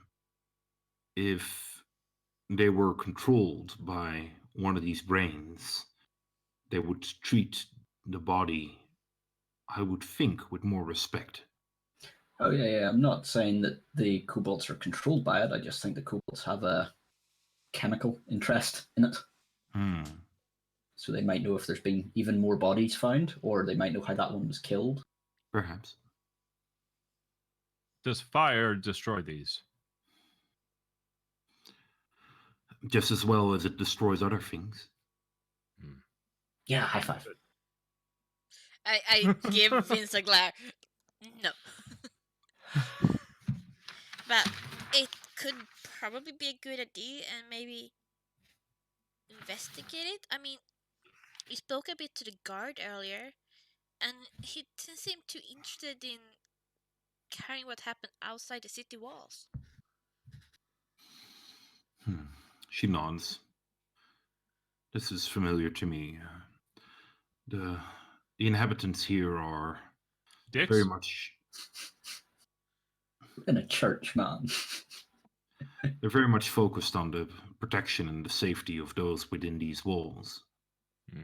The farmer that is taking up residence outside it's been a debated issue for a long time. Well, a longer time. Many of us believed that it was foolish for him to be located so far away from the protection, and he was adamant in doing so. As such, it was decided that he was no longer under the protection of this village because we could not put resources there and bring in the others here in even more danger. Well, that shouldn't be a problem any longer. I suppose so. So,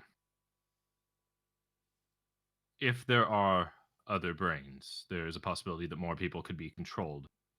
That means there's a possibility that that boy is being controlled. Perhaps. But what kind of behavior did this boy show? Well, he's almost entirely unresponsive. He walks, seems to almost follow the orders of his father, more so than anything else. Completely unresponsive, doesn't talk. His father says that he took some of the substance and it should wear off in a few days. He seemed very adamant about that, but he is also known to be a bullshit liar. I see. Well, if that is the case, he might indeed be in the process of being taken over by one of these brains. Or he might have just indeed used the substance, but examining him would be beneficiary. That was going to bring me to my next question. Now that their house is destroyed, are they under the protection of the city? As long as they're inside the village, yes. Okay. So it might be problematic then if I were to abduct him against his family's will and bring him to you for examination? You see her kind of looking at you and trying to make out if you're making a joke or not. He's not. I appreciate your honesty. Yes, that would be a problem. What if I were to cast a spell on him that would cause him to do exactly as I said? I look at Jeremy and I tremble. Just trying to help. Not helping. Would it not be more beneficial just to see if there are more brains? And then take it from there. You know, before we go into the step of abduction, maybe just have a sniff around. Yes. Sound like very sane words. And from me. Yes, from him. This is a large step for the boy. He's He's come a long way. I'm very proud of you. Good. I still would like to abduct the boy. You hear a large clang of an axe in the floor. So is there something you would like to say, Varen? We are not the enemies. Yes, this is for the good of the boy. If the father truly believes that the boy is under the control of the substance, I'd be more than willing to write a letter, and you could hand it to the father, urging him to bring him the boy to me so I might assist his recovery. We'll call that Plan A. I would very much appreciate that letter. I can try to find him this evening. Excellent. As a quick aside, I should quickly ask her, what's the name of the captain of the guard? You haven't come across him? No, I mean, I'm asking. Oh, you ask her. Yeah. That's McGrunden.